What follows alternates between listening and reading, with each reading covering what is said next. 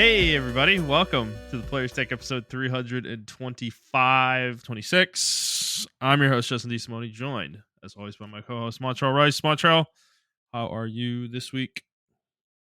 I am doing okay. My wife has been gone all week, so Gotcha.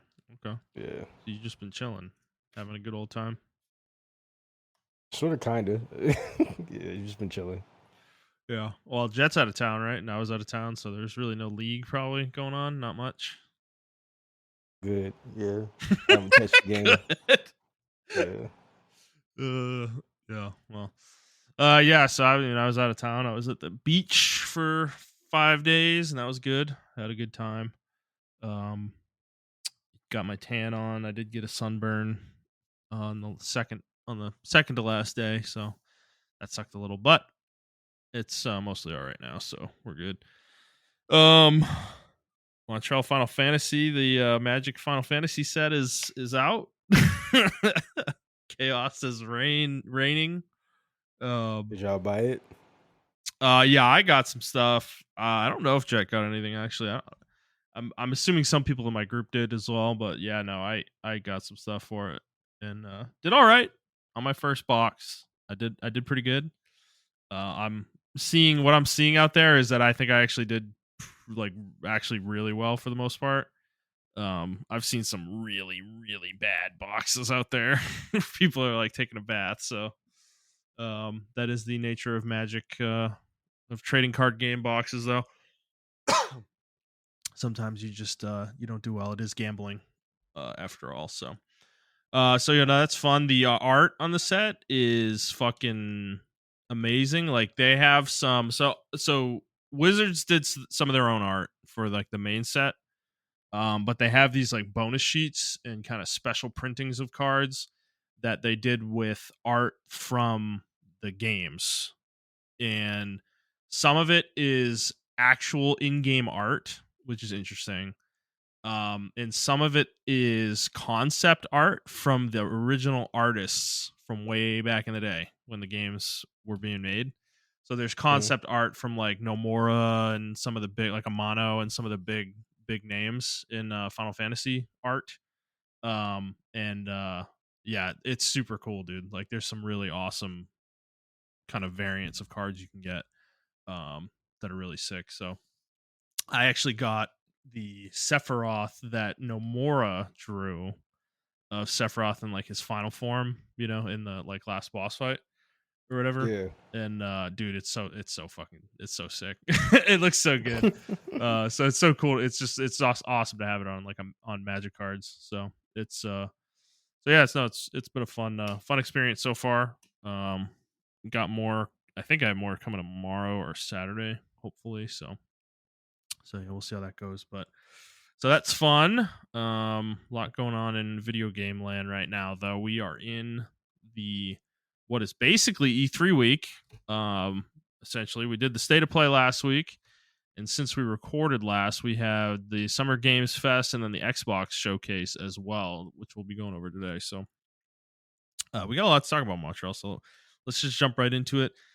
So, for those of you who haven't listened before, this is our weekly show where we talk about video games, video game news, and other topics pertaining to video games. We post at 6 a.m. Central Time on Fridays on Apple Podcasts, Spotify, Stitcher, YouTube, and your favorite podcast app of choice. And if you'd like to send us questions, you can do so on Twitter or at The Players Take, or you can send us an email to theplayerstake01@gmail.com, and we will answer that on the show. All right, Montreal. Let's just jump right into what we've been playing. I'll go first since I was out of town. I haven't been playing a whole lot really. So I didn't play any League. I don't know what, I should have just taken that off. But I did come back yesterday. I played some Stellaris. Actually played several hours of Stellaris, and I kind of think I hit my end point with this already. I think I'm gonna put it down, and I'm not sure. I'm not sure.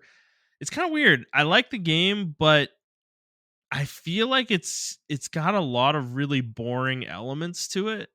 It plays, because I mentioned this before, is that it plays like for Paradox's other grand strategy games where like Europa Universalis, and I'm assuming like Hearts of Iron is like this as well, and a lot of their other ones, where you can pause the game whenever you want, but the game moves forward in real time, and things will happen. They'll just move forward without you doing anything, basically. And this game, I just feel like it has, especially in the mid to late game, which is kind of where I'm at right now in my game, is it's just once you're done exploring, there's not a whole lot going on in the game anymore unless you're actually fighting somebody in a war or something. And it's just kind of a lot of waiting for things to happen. And I don't think the game, I don't know if with all the other expansions, maybe that I don't have, that some of this, I don't know, blank space gets filled in or not. But with the content I have, I was certainly getting, I feel like I'm getting a little bored. I don't really know where to go from here with my game, because it's like I think I have about 100 years left to play of in-game time, Hmm. and I'm currently in, I think, third place in terms of score. But the only reason I'm in third place in terms of score is because the game will spawn these like precursor civilizations that are like super OP. Basically, they're like end game level factions that spawn at the early part of the game. So you can't kill them. Like they're pretty much impossible to kill. So they just inherently get a huge score because of what they are and like where they're at in terms of like technology and stuff. So you're spending the whole game trying to overcome that, basically, because in terms of the civilizations that existed, like that started where I did, I'm at the top of that heap. Like I'm the strongest one by far. So it's like I don't really feel the need to continue this game anymore, because it's like those precursor civs, they don't do anything. They just sit there. Like they don't fight you. They'll, like, if you declare war on them, they'll come and kill you or whatever, but like they're not really aggressive, at least in my experience they're not. So I don't know if I'm missing something here or not, but because I fought my first war last night and I fucking obliterated my opponent. I took over every system he had and pretty much every planet he had. And then I think I took about half of his systems from him when we sued for peace. So when that happened, my empire size exploded, and now I'm like kind of, now I actually feel like my empire is bloated, and it's like I don't know. I don't know if I feel like figuring out how to manage all this and do all this shit. And it's like, so I'm kind of, I think I burned myself out is basically what I'm saying on it. I don't really feel the need to play anymore. I don't really want to start a new game either. I don't know. I don't know. I'm not sure. I'm not sure I actually like Stellaris that much. It's like after playing a full or close to a full game of it. Um, I I'm coming down like Europa. Like I really liked Europa, right? I think Europa works in this same framework because of what it is. Like it's a historical grand strategy game that's set in a specific time period that I really enjoy, like the colonial period, that I really love. And so that works for me a lot more than I think Solaris does in this context. So I'm not sure. I don't like, I'm not going to sit here and say it's a bad game. It's not, right? It's not a bad game. It's just I'm very particular about my strategy games and the way they play. And I think this game is a little bit too, I don't know, it's like passive. Like the AIs don't even really, like, they're not aggressive with you. Like they don't, like, I no one's ever declared war on me the entire game. Like it was like the only war I was in was the one I decided to fight, and I declared war. So it's kind of just, it was kind of just me sitting there waiting for things to happen, events to finish or surveys to finish or ships to finish, like surveying a system or finding an anomaly or something. Which was fun for a while, but it's like at a certain point you just start repeating events too. You'll start seeing events you've seen before, and you're kind of just like, it's kind of like that. So I don't know if more expansions would make it better. I'm sure it would to some degree, but I don't feel like the game is robust enough where I was playing it for me to continue to be interested. It's just, it's going to be different variations of the same thing ultimately. And when a strategy game gets into that space for me, they get boring. And this has happened with Civ for me, and even Galactic Civilizations, which is kind of a different version of Stellaris, from Stardock, I think. And these games all end up in the same space ultimately for me at the end of the day. So I don't know if our friend group wants to play some Stellaris multiplayer, I'll probably entertain that. I think that would be fun potentially because Hmm. having more human players would make the game more interesting certainly. But as it stands with the AI, it's just it is what it is. Like I don't think there's AI strong enough in the game. So all right. And then outside of that, when I was on the trip, I did bring my Steam Deck with me, and I started playing some Borderlands 2. I don't know. I was feeling in the Borderlands mood. Borderlands 4's, all this buzz about Borderlands 4 and everything. And I'm not very far. I'm like level 12, I think. I made a psycho, and playing through it on Steam Deck. But I don't know. This game I have a love hate relationship with Borderlands 2, but at the end of the day, like I really do come down on the love side more often than not. Um, I think this game is just so good. Like it's such a good game. Like it's crazy that how well it holds up. I think gameplay wise, it doesn't hold up super well. It feels clunky for sure. In the modern day, I would say, but it's playable enough that I think it's fine. Like it's not an issue, with the game. So I don't know. I'm playing through it. I'm not sure if I'm gonna stick with it or not, but I just needed something to do while I was on the plane or in the evening. So having a good time with that overall as well. But yeah, otherwise that's all I've been playing so far. So Montreal, what about you? What have you been playing this week? So I think I'm almost at the end of Act 2 with Clear Obscure. I beat the 2 Exons, Okay, um, and I did stop playing after that. Uh, you got a ways to go. okay, yeah. So I beat them. Um, Are you heading for what the end looks like? Like what it appears like is the end? I think so. I'm still in Act 2. I didn't get to Act 3 yet. Well, no, I So mean like what the game. I don't know. Are you heading for the monolith?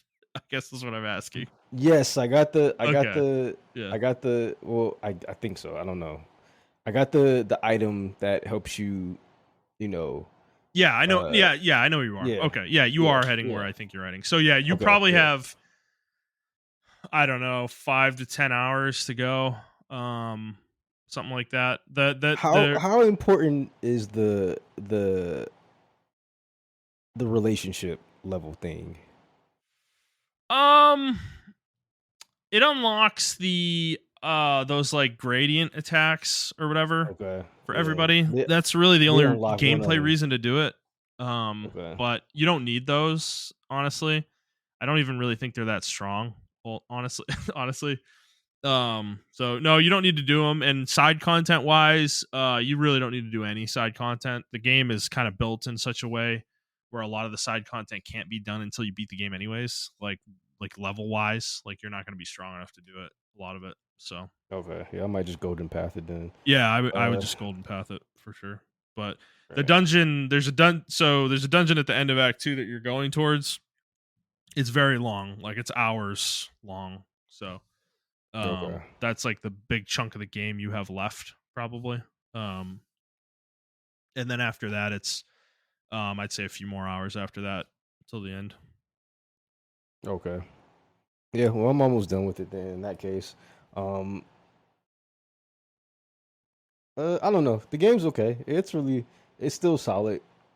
The story still. Interesting. So you're not digging it that much. No, I am. It's just it's taking its time a little bit too much for me. If that makes any sense. I In don't what know. I feel way? like Like the story wise? yeah. I just feel Yeah. like it was a lot of this part I'm in is like filler. I did learn some stuff, yes. Interesting. Okay. But I look forward to like it was talking like about this game in spoilers because yeah, I have a lot of issues with the story structure as well. So okay, I yeah, yeah. like I think the game has a really strong opening.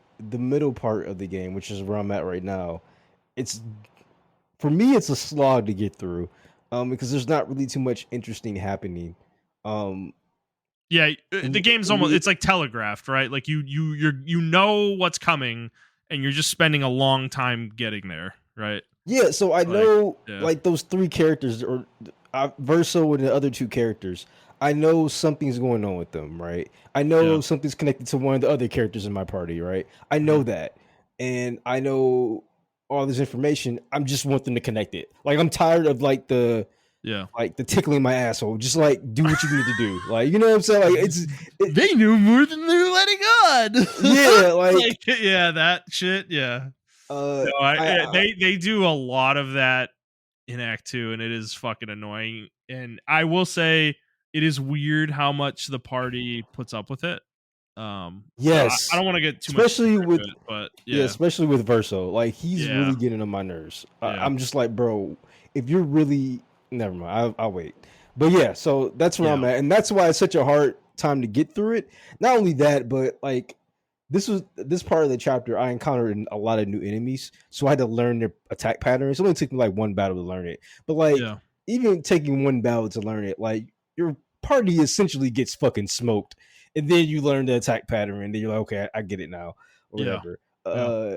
The first Exxon wasn't that the face Exxon wasn't that bad, but the last Exxon, I fought her 3 times, I think.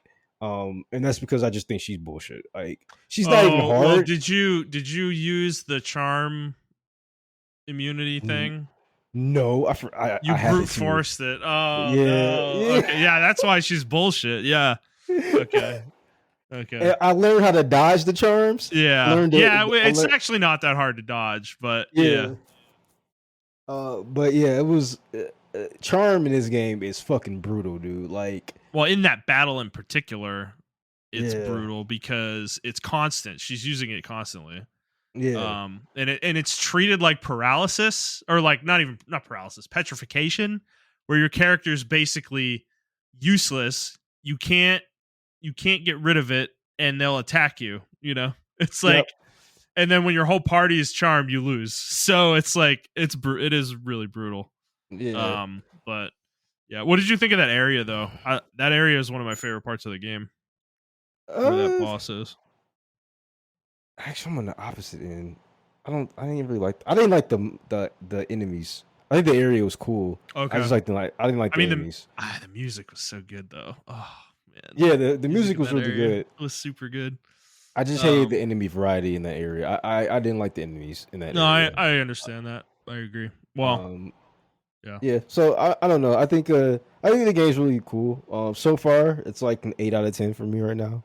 Um, Wow. Okay. Damn. yeah, Okay. yeah. This is I interesting. mean, You're because it's cooler. You're even still cooler on it than I am. yeah, it's just some stuff, dude, that I'm just like. It, maybe I need to put more into my defensive stat, which I did start doing. But it's just so punishing, dude, when you don't know the enemy's attack pattern and it's your first time meeting them Yeah. and you just get smoked. Like your character, one of your characters just gets smoked off of it. You're Yeah. essentially sacrificing your character to learn that enemy's attack pattern. Now I don't know how you balance Yeah. that. Yeah. Like maybe you do put more like that's the trade-off, right? You put more in your defensive stat so that you can trade that off. But it's just like Yeah. Hmm. How I much? can do that, but Yeah. you know, I don't know. I don't Well, know. how much defense have you been doing? Have you been ignoring the defensive stats? No, I think I got like 15 to 20 points in it. Okay. What do you have in Yeah. everything else? Is it like 30? Yeah. Yeah. Okay. Yeah, that might be why I was a little more deliberate with defense. Like I kind of kept them fairly balanced actually. I luck was the one I kind of ignored actually. Okay. Not ignored, but I put the least into until the very late game. I start like once late game hit like act 3, I started like pumping stats into my weapon stats really hard, Mm. but up to that point I was kind of balancing it out actually, and it worked pretty well for me. Yeah, I Um call myself balancing it out, but I've been balancing out between offense, agility, and HP. okay. Um, Yeah. and I've kind of been lackluster on the defensive end. I mean, to be fair, But you're yeah, not wrong. There are plenty of enemies where what you're saying is true, even if you do pump defense. Like it's the game. I mean, it's kind of a conceit of the game a little bit, because to your point, like how do you balance it? Because if you make it so that you don't die when you don't parry or dodge, then the whole point of those mechanics goes away. Yeah. It's like I don't really know how you balance that in a turn-based game like this. That is kind of a conceit the game has to live within, I guess. Well, if you're gonna do it, make it to where enemies don't like the fainting doesn't really bother me, right? Like I get it. Like the enemies do the little feint attack or whatever before they actually attack. I get it, right? Yeah, every So if you're action gonna game does that. Yeah. yeah, so I understand that. But in other action games, I have the option to like in this game I have the option to dodge and parry. But I can also just move away and watch his attack or whatever, right? And then I can Yeah. come in and do what I need to do. Mhm. In this game, you can't do that. You're just there, and um, even though the dodge is way more lenient than the parry, as far as the window of timing and everything like that, Mhm. it's still there and it's still annoying as fuck to deal with. Um, or yeah, the attacking's still there and it's still annoying as fuck to deal with. So I don't know. I don't think the game's bad by any stretch of the imagination. I just think I don't know how they're going to balance it if there is another expedition game or something of this caliber. I don't know how they just need to figure out a way to balance that. And as of right Mhm. now, I don't know how you balance it without making the damage less. And I mean, you yeah, I could just just don't know how you. accept that the game's going to be easy on normal. I mean, like that plenty of developers do that too, right? True, true. Like Like I don't this I is don't our think there would first have been a playthrough. problem going that direction. Yeah, this is our first playthrough. I really didn't. I really shouldn't have to use the mechanics, but then they're like, "Well, that's why you have story mode or whatever the fuck it's called." And it's like, yeah, but I don't want the game to be easy. I just want the game Right. to be balanced. Like Yeah. it's not, in my opinion, right now, it's not balanced. Dude, experts even worse, dude. Like if you what you're talking about, where experts like in normal, if an enemy attacks 3 times, like does a 3-hit combo, and you miss the dodge parry window on all 3, you'll die. On expert, if you miss a single hit of the dodge or parry combo, you die. It's like that. It's that bad an expert. Yeah, that's crazy to So me. it's I don't too know. much, man. It's too much, especially Yeah, later in the game. I can't even imagine fighting like some of the final bosses with fucking on expert because like they have like 8 or 9 hit combos. Like I'm not even fucking kidding. So I yeah. I don't mean, know. I encountered some bosses and some side bosses that had 8 or 9 hit combos and stuff like that. Mm. And they will kind of tell you too if you learn how to read the text, like, oh, this is going to be a furiously long attack, and it's like, okay, it's probably going to be 5 to 8 hits or whatever the case Right. may be. So Right. you can kind of gauge it off that. But I really think they should do a little bit better. Is like, I don't know. So because this is going to be like, so maybe this is just modern gaming, like the me modern gaming. Like there should be another little tale to kind of help you out with it. Mm. But I can't say that because then, like, if I look at games like Sekiro and shit like that, right? There wasn't really a tale. There was just you parry when the sword is about to hit you. That's what you do, or whatever. So I don't know what it is to Yeah, do, or I mean whatever. it's different too, right? The nature of the games are different. Like Sekiro is an action game where you have full control of the character, right? You can move anywhere Yeah, you want. Like you can avoid the hits by not being in their attack arc, right? You can't do that exactly. in Expedition 33. So it's like you have to play the parry game in this game. I mean, obviously in Sekiro you do too. Like you're really not going to get through the game without parrying. But Exactly. Yeah. um but I feel like that game there's just a subtle difference, I guess, in the mastery of the game. Because you remember in Sekiro how there were different sounds for how well you parried. Like Yeah. there was like the missed parry, and then there was the perfect parry where you get that like ching, like it was a Yeah. very clear sound effect. And like that's how you learn how to parry enemies, in that game. Or it was also like Expedition a 33 doesn't pseudo. have that same kind of thing, I don't feel like. I don't know.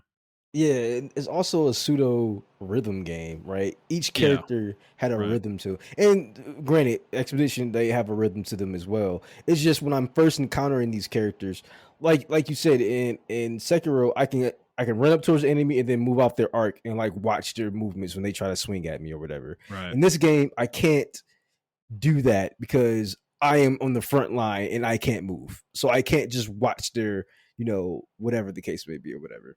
So I can't watch their movements. So if I do encounter an enemy, like for instance, that two-bladed enemy, that two-bladed boss at the last part of chapter 1, or the beginning part of chapter 1 or 2 rather. Mhm. And you encounter that enemy with the two blades or whatever, or he pulls out another blade or whatever.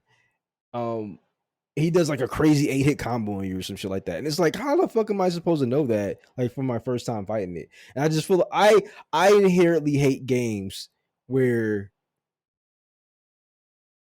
you can't beat the boss on the first try, right? Yeah. I hate that shit. I hate that you have to, like, granted, right? Like if you were good enough, you could beat him on the first try. But some of these bosses in their movements and some of these enemies in their movements are so erratic that it's like one boss, he comes up to you, he like feints, spins, put his hands in the air, then drops it. I'm like, dude, what the fuck is this? Like, and it's like you don't Yeah. need to do that. Yeah. Or Right. program the enemy not to do that as the first attack or whatever. I don't know. It's just fucking stupid to me. Like that's not fair to the player. And a lot of newer games, when they in the effort of being quote unquote hard, they do stupid shit like that. To whereas a game like, I'm about to move on to a second game I've been playing. Like I've been playing old Tomb Raider Remastered, right? PS1, because they got the PS1 collection on. They had it on sale for PlayStation, and I bought it, and I got 1, 2, and 3 on there. So I've been playing 1 or whatever, right? And I'm playing the game. I haven't played this game, Justin. No bullshit. How old am I? 36. I haven't played this game in about Yeah. fucking 30 years. Legitimately, Yeah. never. I haven't played this game. I never went back and played it. I just haven't went back or whatever. So certain levels I do remember. Like the first level, I did not remember anything about the first level. Or the second level, actually. Didn't remember anything about this level or whatever. The game just rewards you for exploring. And it wasn't a death sentence when I went around a corner and there was a fucking there's a pack of werewolves there I had to shoot and kill, or there's a fucking bear in the fucking a ruin or whatever the case may be, a ruin or whatever. So it's like there wasn't I just wasn't punished for not knowing the stuff or whatever Mhm. the case may be. Yeah. And I had like they give you health and everything like that. And then if you explore certain area, like they rewarded you for exploring almost every part of that particular level before you go into the next level or whatever. Um, and I don't know, it was just refreshing. The game didn't really have it does not have any tails to you. You just have to explore. You have to be very cognizant of where you're going. You have to memorize where you're going.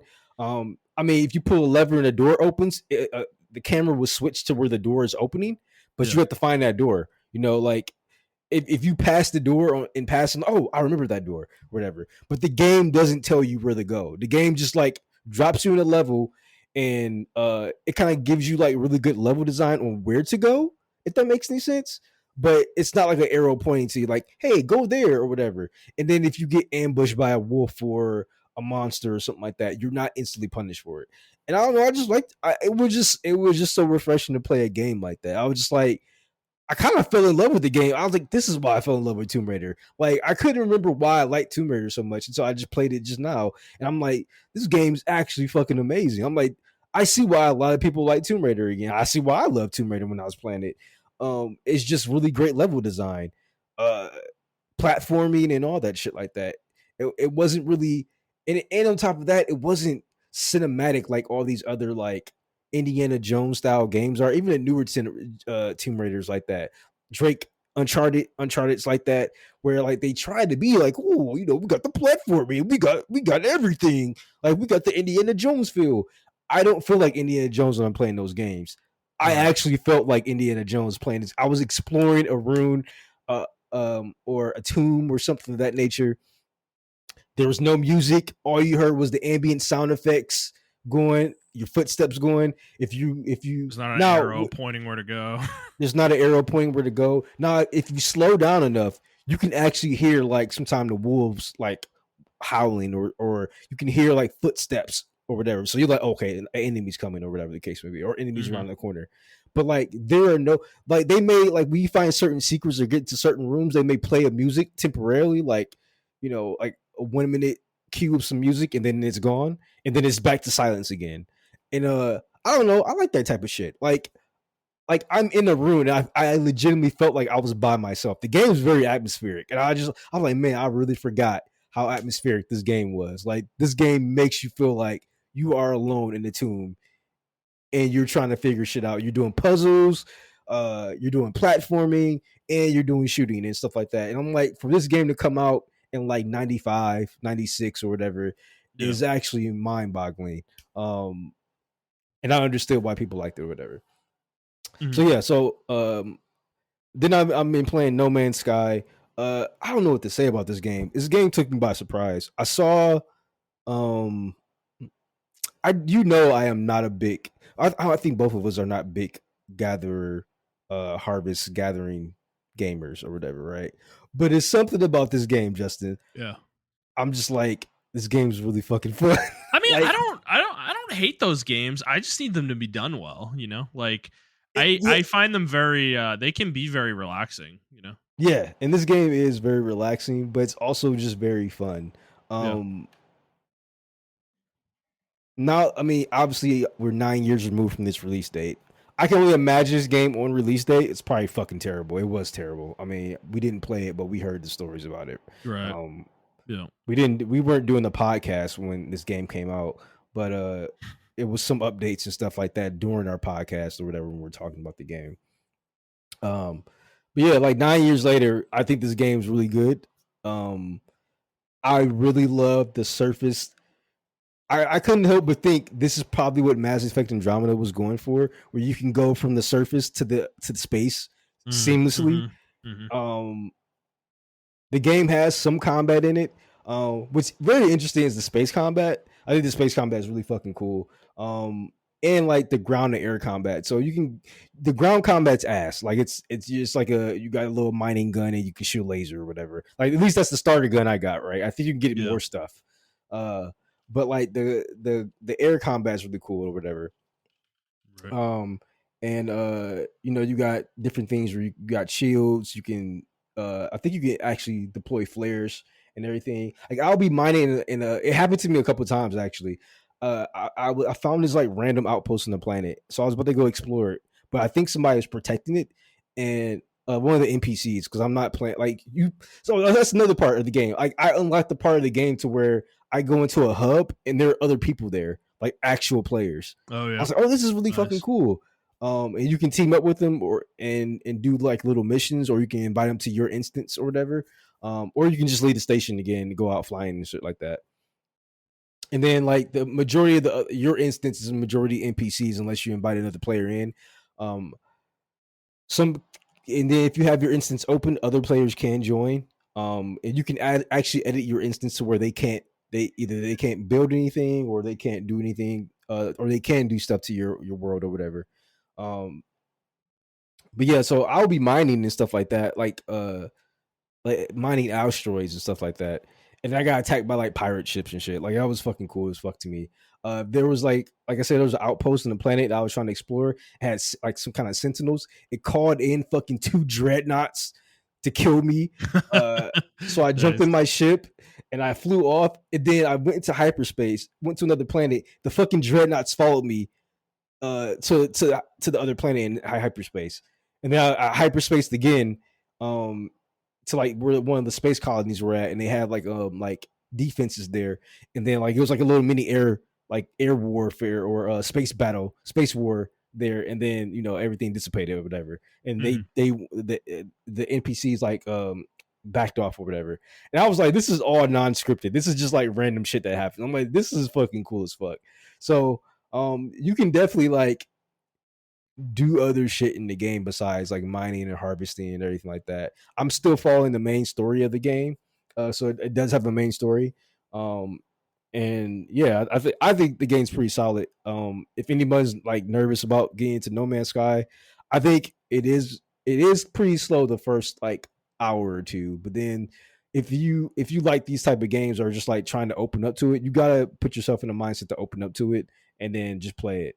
Um, I even got my wife. She said before she left, she's like, I'm gonna play this game with you. It looks really cool or whatever." Yeah. So I do have the Switch too. I think it is cross play. So Nice. I'm gonna have her play on the Switch too, and then I'm just gonna play on my PlayStation 5 or whatever. Cool. Then the last game I've been playing is Neo 2. Me and my brothers been playing it. I never really played this game multiplayer. It's fucking fun as fuck multiplayer actually. We played it. We did like 5 missions together. Then we You never did? touched Oh it my again. god! Yeah, we Yeah, did. never touch it. Yeah, okay. I mean, fuck. Okay, I'm gonna go look and see if I have this because I mean, if you're gonna play this, like, like let's play some co-op, bro. Like, did you? Sorry, go ahead. Go ahead though. Sorry to interrupt. Yeah, so like I actually haven't played with him in a week because he's been like super busy with work and stuff like that. We actually work 2 different schedules, so the only time we can play are on the weekends. Because we work 2 different schedules. He works the night shift at the plant, and then obviously I work daytime because I work in the office and shit like that. So during the week. Yeah. But yeah, no, I wouldn't mind. I think this game's actually more fun multiplayer than single player. Because I try to play single player, it's like, I'm just not feeling it. I need somebody there with me. Like, I don't know. Like, it's just fun. It's just fun. Well, it's a very different experience, right? Like, the game is inherently easier with in co-op. While the enemies do scale somewhat, I don't think it's enough to compensate for the fact that you have another person with you. So playing this game solo because we were getting one-shotted by some monsters. Dude. Yeah, we were up level. Yeah. Yeah, I mean, I don't think the game's easy. Like, don't get me wrong. Whoever's being targeted has to be like with it, you know. Yeah. So it's not necessarily an easy game, but like you don't have to worry about that dance of dodging and then finding windows to actually get combos in, you know, like because you have somebody else there who can hit it while you're being targeted, right? So it's inherently easier due to that, but I don't think the game is easy by any stretch of the imagination. But it's a super fun co-op game. So I'm pretty sure I have it. I think I have it digital. So I'm gonna try and see if I do and download it. Because I'm totally down to fucking play through this shit, bro. I'm fucking like I'm in a looter mood. Like I'm playing Borderlands right now, and then Neo 3, the demo came out and all that. So yeah, I know I'm totally in the mood for it. But I mean, how far have you guys gotten though so far? We're only like level 28, 29. Maybe. Okay. So we're not that far in. I mean, I still had the second character that me and you made. I was level 29 in that character too. So I still have that character saved. I mean, we can continue that or we can just start from scratch with a new character. It doesn't matter to me. But I am down to play this game co-op with you. Yeah, let me check. Neo 2. Yeah, I have it. Download. Yeah, but yeah, I've just been playing that and maybe I can get you into Wulong too, man. I think you'll like that. Is that co-op? Yeah, it's co-op. It's co-op. Okay. It has the same system as it's on it right now. Let's go. Oh fuck. So I won't be able to play it this weekend with you because I am going to Detroit. That's but fine. next week when I get back, I can play with you. We can play next week too. Yeah. So I have been playing other obscure games here and there because I've been like in a real multiplayer game, shooter game. So I've been playing Star Wars Battlefront. I don't have it on here. I don't really have it on here because there's nothing really to talk about. Star Wars Battlefront 2. The resurgence in the game, the population is still there. There's definitely a huge population there, actually. I tried to play some like Battlefield games. So I tried to play Battlefield 1. The population and the servers are fucking shit, man. Like on PlayStation 5, it's just shit. Yeah. I did play Hell Let Loose. That game's like a hardcore game. So I would like need an actual party to play that with. Mm-hmm. And then that's pretty much all I've been playing though. Did you download the Neo 3 demo or no? No, I'm scared to play it. I don't know why I'm scared to play it. I don't know. I don't want to get like hooked on it. I mean, you're in it, right? So I understand. Like you just kind of thinking you want to go blackout with it. Like you're playing it, right? Yeah, like, exactly. Yeah. I'm with you. I understand. Like I'm the same way. I usually don't download demos for games that I know I'm going to buy because it's like I have that same fear where it's like, well, if the demo is 10 hours, I don't really want to replay that 10 hours when the game comes out, you know? So it's So no, I get it. I haven't actually touched it since last week either. I don't think I'm gonna go back to it because for that same reason. Because it's like I get it. I know what the game is. I'm good. Like I don't need to. I don't like. I'm ready to. I'm gonna buy it. You know, I'm gonna play it when it comes Yeah, out. So I just want the game at this point. Like, just exactly, give me the 100 game. So, 100%. um, Okay, well then let's jump into the news. We have a lot to cover this week with two showcases. We have a game announcement outside of that I forgot about. I added it to the doc that I'm really excited to talk about, and then we got one other item. So we're gonna start with the Xbox showcase, which was long. It was an hour and 10 or 15 minutes or so, full from front to back, and I guess we'll just go game by game here. Again, we might not talk about every game super in depth here necessarily, but we'll talk about the games, the ones that interest us. So they started with Outer Worlds 2. Like they just started with a bang, like straight up right out of the gate from Obsidian. And I'm gonna be honest, like, dude, I don't know how you feel. I don't know if you played the Outer Worlds one. I did. The whole vibe of this game is just not for me. I don't know why. I don't care. I'm like watching this gameplay and this trailer and I am so not interested in this game. It's like it's unfortunate cuz I love Obsidian, but I just for whatever reason what this game is showing itself as is just not of interest to me. Like it looks like a goofier Bethesda game and I don't really like Bethesda games to begin with. So and the goofy part of it is just bouncing off of me. So I mean, it looks great though. Like it doesn't look like it's bad necessarily or anything like that. But what about you? Are you intrigued by this one?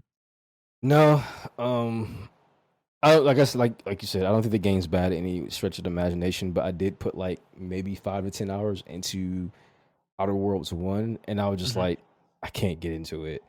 I wanted to get into it so bad, but I just can't. Like, I don't Yeah, really care. yeah, Um, and it's 100% the settings. I just don't like the setting that it's in. I think the setting would it- it's like a space colony type yeah. world universe or whatever. Hmm. Mainly ran by corporations, stuff like that. But obviously their technology and everything is like if the 50s went into space or whatever. So like that's cool, but also I just want y'all to make Fallout New Vegas too. Like Yeah, that's where I'm at yeah, with it. Like just yeah. make that game, you know. Yeah, and I'm the opposite. I want them to make. I want them to go back to Pillars of Eternity, bro. Like I just like Like, I'm like so I don't know. I thought Avowed was a part of Pillars of Eternity. Yeah, but it's just I don't want that game, you know. And I it heard like it's pretty good though. I heard it was meh. Like it's okay. Like that's what I heard. Okay. And I was like, I'm not looking for a meh game in the Pillars of Eternity universe that's in the style of Skyrim. Like I don't need that game. That's not the game I want from them. Mhm. You know, I want a CRPG. Like I want a Baldur's Gate style thing from them. They're not gonna make it, Got you. but that's what Yeah. I want. So yeah, they're just not making the games I want necessarily. I mean, maybe we'll talk about one later that they announced actually too that maybe I'm a little more interested in. Um, but yeah, this game is coming October 29th this year. So I mean, dude, this is a big year for Xbox. Clearly, with this coming as well. The next game after that, I forget that fucking name of this game. It's the one High with on the Life. High on Life 2.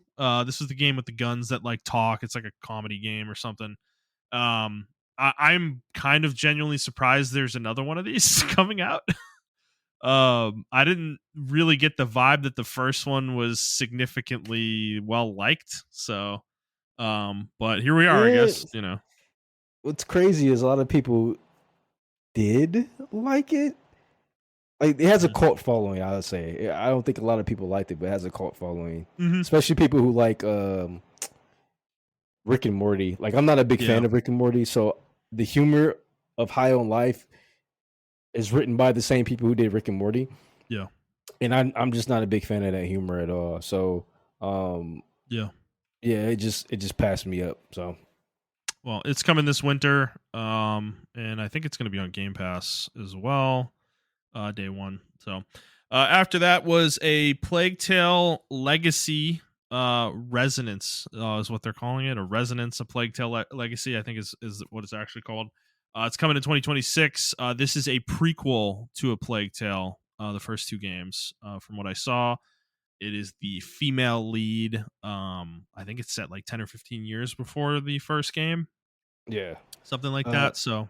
Yeah. In the chat, I put in a link that has all the game Xbox games released, but in order of how it was released, shown. If that makes any Okay. sense. Gotcha. Yeah. Yeah. Um. But yeah. So it's coming 2026. This game's gonna be on Game Pass when it comes out. It looks very. It's kind of weird when they said I don't know anything about a Plague Tale. I've not played the games really, but it Yeah, I heard the looks story's really good. like this place she's in looks very Roman to me. Like I don't that's like the aesthetic I'm getting, but it's not the time period that it takes place in though, because it takes place during the Black Plague, I'm pretty sure. So I don't know what Yeah. they're going for here. I have no idea, but it looks cool. If you're into these games, you're getting another one. So have you played any either of these, Montrell? No. No. Okay. Any interest? Uh, not really. Yeah. Yeah. I mean, they're story driven, I don't know, adventure games, I'd call them. Yeah, and I'm not. I'd rather watch a movie. Dramas. Yeah. Yeah. Yeah. Fair enough. All right. Next up, they showed some hardware actually, and Yeah. this is kind of a follow up to the story we talked about last week, where they're putting the hardware, the handheld on hold, the Xbox handheld on hold to work with partners, and here we are. They announced a partnership with Asus. They're going to have two Xbox handhelds made by Asus called the Rogue. What did they name them? The ROG Xbox Xbox Rogue. Ally. Yeah, Yeah, ROG. I'm sorry, ROG. I Xbox don't know. Ally. Yeah, I call it Rogue because I think that's what it is, but it's like it's spelled ROG, which is Yeah. Republic of Gamers. I'm pretty sure is what it stands for. Yep. So yeah, it's the ROG Xbox Ally and the Xbox Ally X. So there's a lower powered one, a higher powered one. They Which look one's the lower like power one? Which one's the higher power one? the Ally X. Okay. That's the black one. It has 24 gigs of memory, 1 terabyte storage, AMD Ryzen Z2 Extreme CPU chip is what it looks like, and then the lower one has 16 gigs of RAM and 512 gigs storage, and then an AMD Ryzen Z2A processor. So, so that's interesting. Certainly interesting. It's looks like it's going to. They did talk about too that it'll be able to play like Steam games and stuff like that as well. And it's going to run on Windows 11. So it is a um, full kind of multi-platform handheld. It's not just Xbox stuff, but so this is interesting. I don't know. This is an interesting partnership. I mean, they didn't announce pricing, but it is coming this holiday. So I don't know, Montreal. How does this strike you? Is this something you would be interested in getting your hands on? Surprisingly, yes, man. Yeah. Yeah, because you don't have a I Steam Deck, right? So No, I don't. So, yeah, um, yeah, I always wanted to play like my games on the go and everything. Um, I don't know why the Steam Deck just never appealed to me. Everyone told me to get one. I was gonna bite the bullet and get one. But now that hmm this is coming out, I'm just gonna get a the Rogue, because I do want to play my Xbox games on the go, and this looks like I'll be able to do that. yeah, So I'm actually excited for that. hmm Cause like, yeah, like my Switch 2, man. Like I don't know. It's not collecting any. It's collecting dust right now. To be honest with you. Yeah, after a man. week. Yeah, man. Bro, the games Oh on the no! Switch 2 do not run at 60 frames. But Oh Lord! Lord, I'm about to say Lord of the Rings, but Breath of the Wild. That's it. That's literally it. And for that, you gotta pay $10. Oh So my God! Nintendo, dude, so yikes! it's a. Well, they didn't fix the Joy-Con drift either. Apparently, um, Are you that's serious? apparently still a problem. Yes, yeah, which is an absolute fucking joke. Um, well, dude, if you don't acknowledge that it's a real problem, why would you fix it? You know? Yeah, they did get sued over it and then won the lawsuit, I think. So Yeah, but I think Nintendo's. I do wonder how well the Switch 2 will do long term. I don't know. I mean, we're getting off topic, but it's like Yeah, I don't yeah. feel like this launch has been anything. Like I don't feel like anybody's talking about this This thing. was the weakest launch for game consoles I've had in a while. As far as video Yeah. games, like this is indefensible. Like people Well, were talking about the Xbox yeah. or the PS5. It was like it didn't launch really the games. It's like this is crazy bad though. At least I can go back and play my PS4 games at 60 frames per second. Yeah. Like Right. I Immediately. immediately I tried to plug in like Xenoblade Chronicles 3. I tried to plug in like Fire Emblem and all this stuff. 30 frames, man. I'm just like, you gotta be fucking kidding me, dude. How do you That's crazy. yeah, man. So Yeah. I They're don't not know, even man. ready, dude. Like it feels like it's I don't know. It It feels like feels Nintendo rushed. it feels like Nintendo is mailing this one in. Like they're not really trying. Like they just think people are gonna buy the console, you know? Like with no It's incentive. Like they're just I don't know. Like I feel like them and Sony both feel the same way right now. Like they're both like they're just smelling their own farts and they're just like, yeah, you're gonna buy it, right? You're gonna buy it. You're just gonna buy it, bro. Like you love your Nintendo Switch, I'm you know. So contemplating selling mine. That's how bad it is. no way. I mean, I am. dude, I remember when I got a PS4 on launch, I had pre-ordered it, and I remember I left it in a box. I left it in the box for a week and waited to see if I had the desire to pull it out of the box and like turn it on.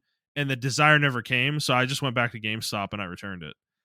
Because I was like, I'm not ready yet. I don't need it. Like clearly I don't need it. I don't feel the need. Like I was just playing my PS3, you know? So, you know, and that was a much more I don't know, like purposeful jump in terms of console quality. So here, like, I don't know. Yeah, it's one of those things. I don't care. I'm not even thinking about it. I don't want to switch to. Yeah, I'm not you really don't that need one right concerned now. about it. Like I don't need it. It's fine. Yeah, some people ask me like, should I get the Switch too? I'm like, no. Like it's I like the only reason I bought it because I genuinely thought like a lot of these games would be ready Yeah. at launch for 60 frames per second. I even take 45 at this point. Bayonetta still runs at 45 on this goddamn game. They didn't update the interface. They're just using the same No, Switch it's the interface. same Joy-Con Switch drift doesn't interface. work.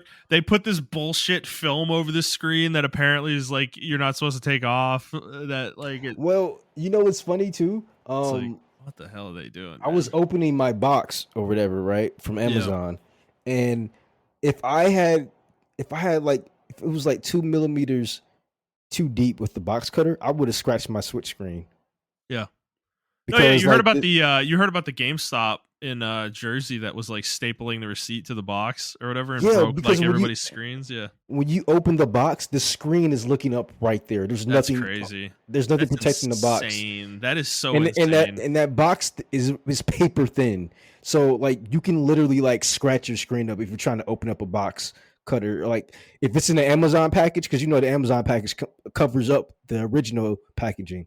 So yeah, if I was a little bit more aggressive, I mean, good thing I read that article. That's why I was like not aggressive with it. But normally I'm like aggressive with my shit. I just open it up and just like do what I need to do. But like I was purposely not aggressive, and I'm like, man, if I was like any more deeper, I would have scratched my screen up, and it would have Yeah. been it for my Switch 2. It's Yeah. crazy how they package that game. Yeah. Uh, Yeah. I mean, it's a complete like failure of design. Like I don't understand how that gets past the goalie, you know, and makes it to store shelves. It's just, you know, and Nintendo's the type of company that's going to be like, well, why are you opening your box like that? Why are you stapling a fucking receipt to the box, you idiot? Like, you know, it's like, I mean, you could have put foam between the screen and the box. Like that really wouldn't have been that hard, would it? Would it have been? You know, nope. but no, it would have cost Nintendo 50 cents per box, you know, per unit to do that. So why would we spend that money? You know, fuck the customers. And I guarantee you, if people like the people at the GameStop, if that GameStop hadn't gone out of their way to make it right, I bet you Nintendo would not have done anything. They would have told those people to go fuck themselves, basically. Yeah. Which would have been completely fucking unacceptable, you know. But you know, that's where we're at. That's where we're at with Nintendo, dude. Like they don't care, you know. I don't think Unfortunately. I just don't think they're like that. I don't think they feel the pressure. It's interesting. Like I don't think the Switch is gonna be like a Wii U situation, the Switch 2. It's But definitely not, but it's definitely going to sell more once they have like I think like I know we're in the Xbox section, y'all, but just let us cook for a minute. I think yeah. uh like are these articles? Oh, this Switch 2 is the fastest selling Nintendo console, 2.5 million consoles. I legitimately think it's going to stop right there. Like Yeah, no, we're I probably think there's gonna be a burst for 6 months where yeah. people are really excited, and then that's it. Like, dude, I'm gonna get one when there's a game on there that I absolutely cannot live without, like Xenoblade or something. Like whenever the next, it's probably gonna be Xenoblade. Like whenever the next Xenoblade's announced and it's a Mhm. Switch 2 exclusive, I'll go pick one up.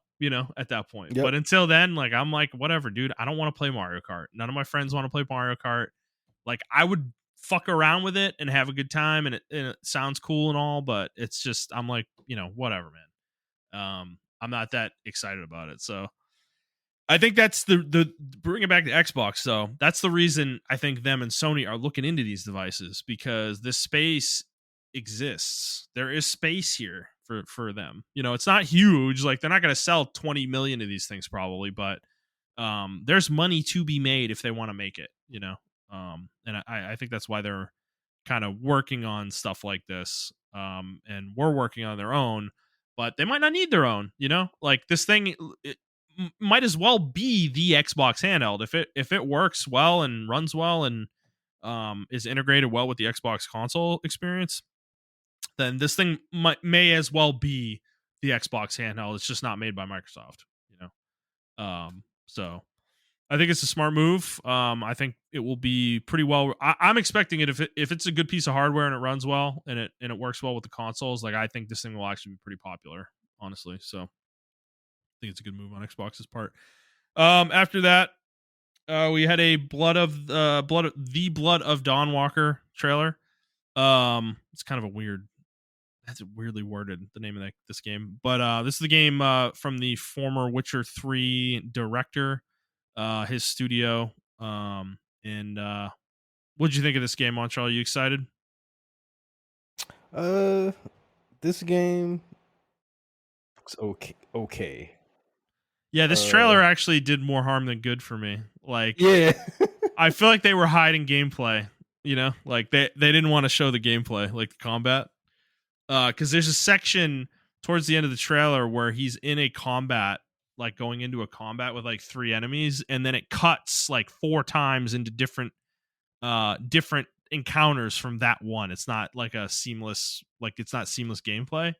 And I'm like, are they trying to obfuscate animations and shit? Like, what are we doing here? Like, are we not confident about our I game?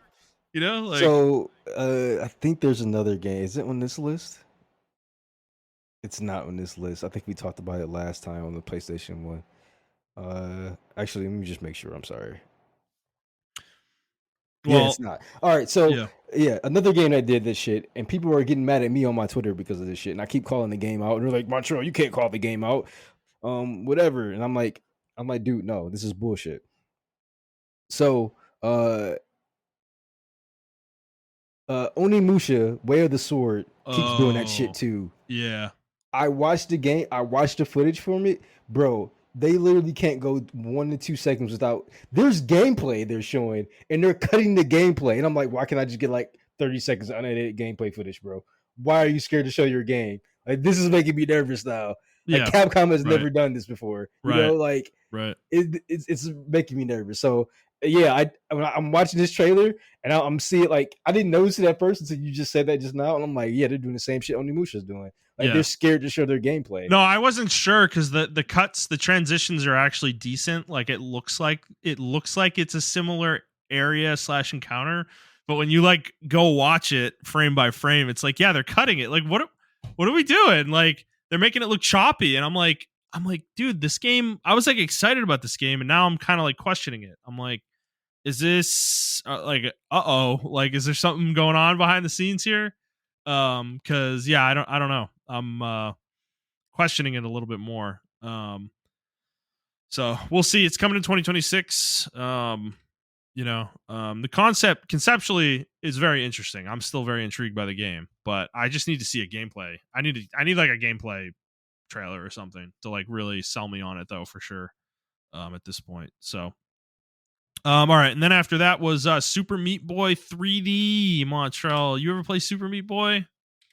No, I heard about it though. I know it's These very games are popular. brutal ass 2D platformer.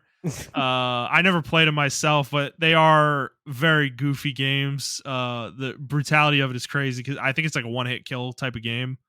Like you die in one hit to like basically anything. So, and this is a game that's 3D isometric 3D platformer. So it looks, I mean, it looks really strong. Like not gonna lie, this is not necessarily the first type of game I jump to nowadays, but I think if you're into this type of game, this game looks really fun.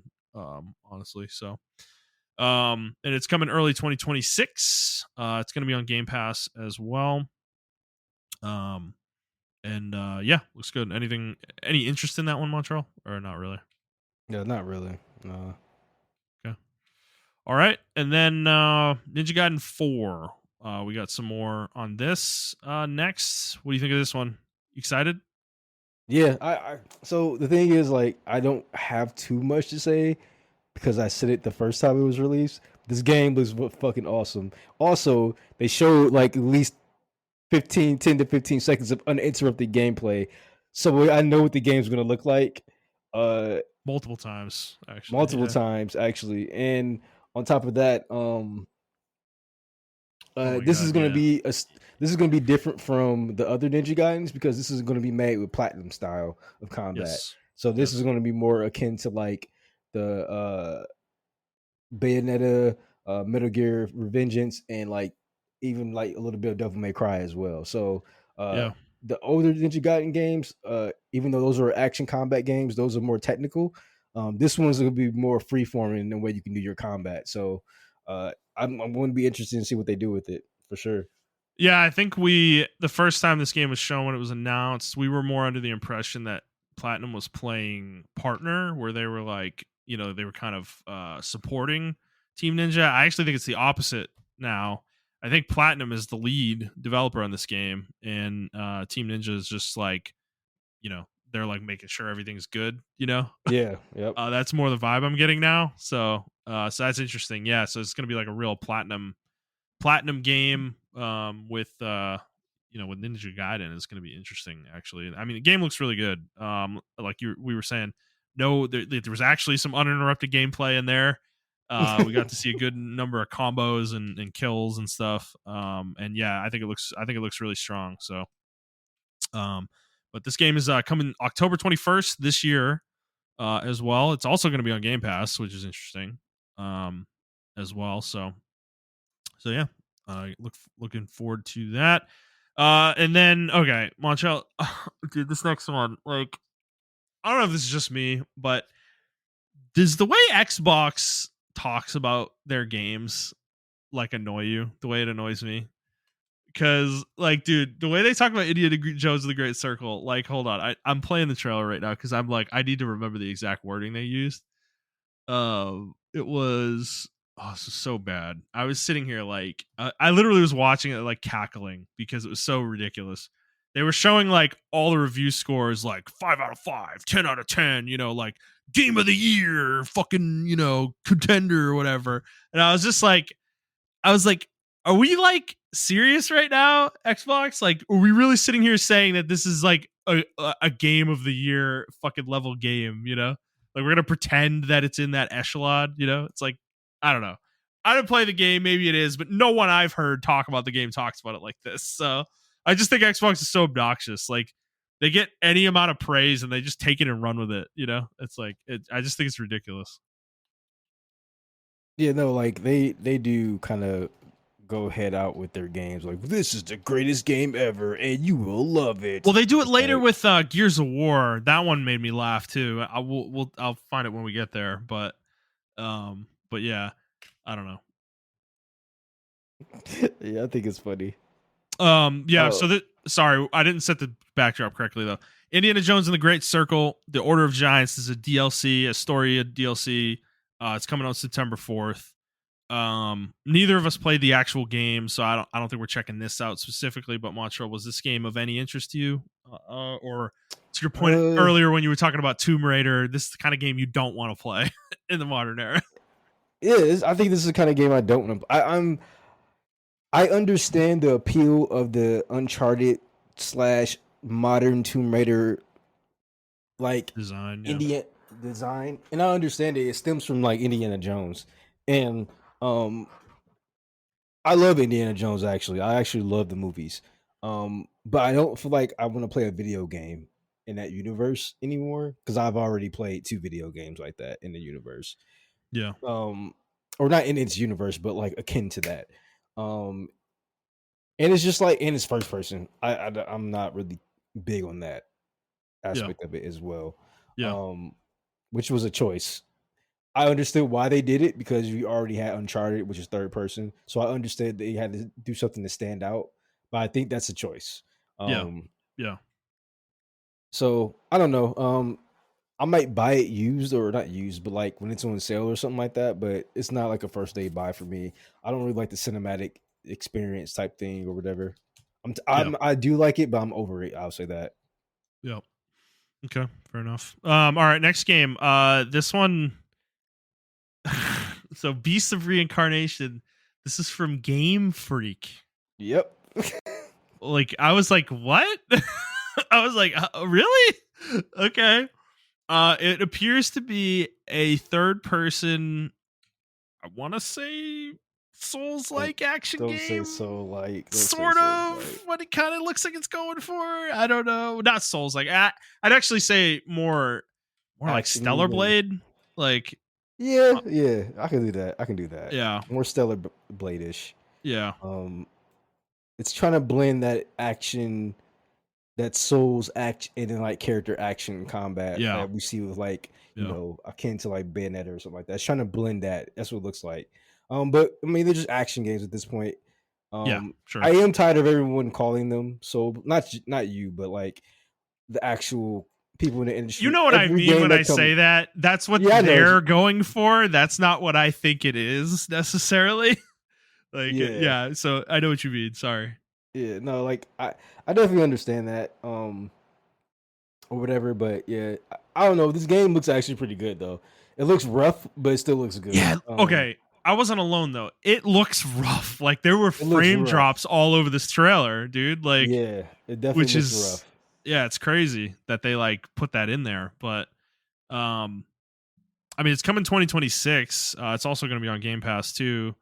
I mean, do you think you'll check it out? Like, you'll actually Oh play yeah, it, or yeah. okay? I'm definitely checking it out. I'm gonna check it out because I feel like in my heart, even if this game is bad, Game Freak deserves a chance. To They are break out of the released. Pokemon prison. Yeah, they are released from the clutches of Nintendo.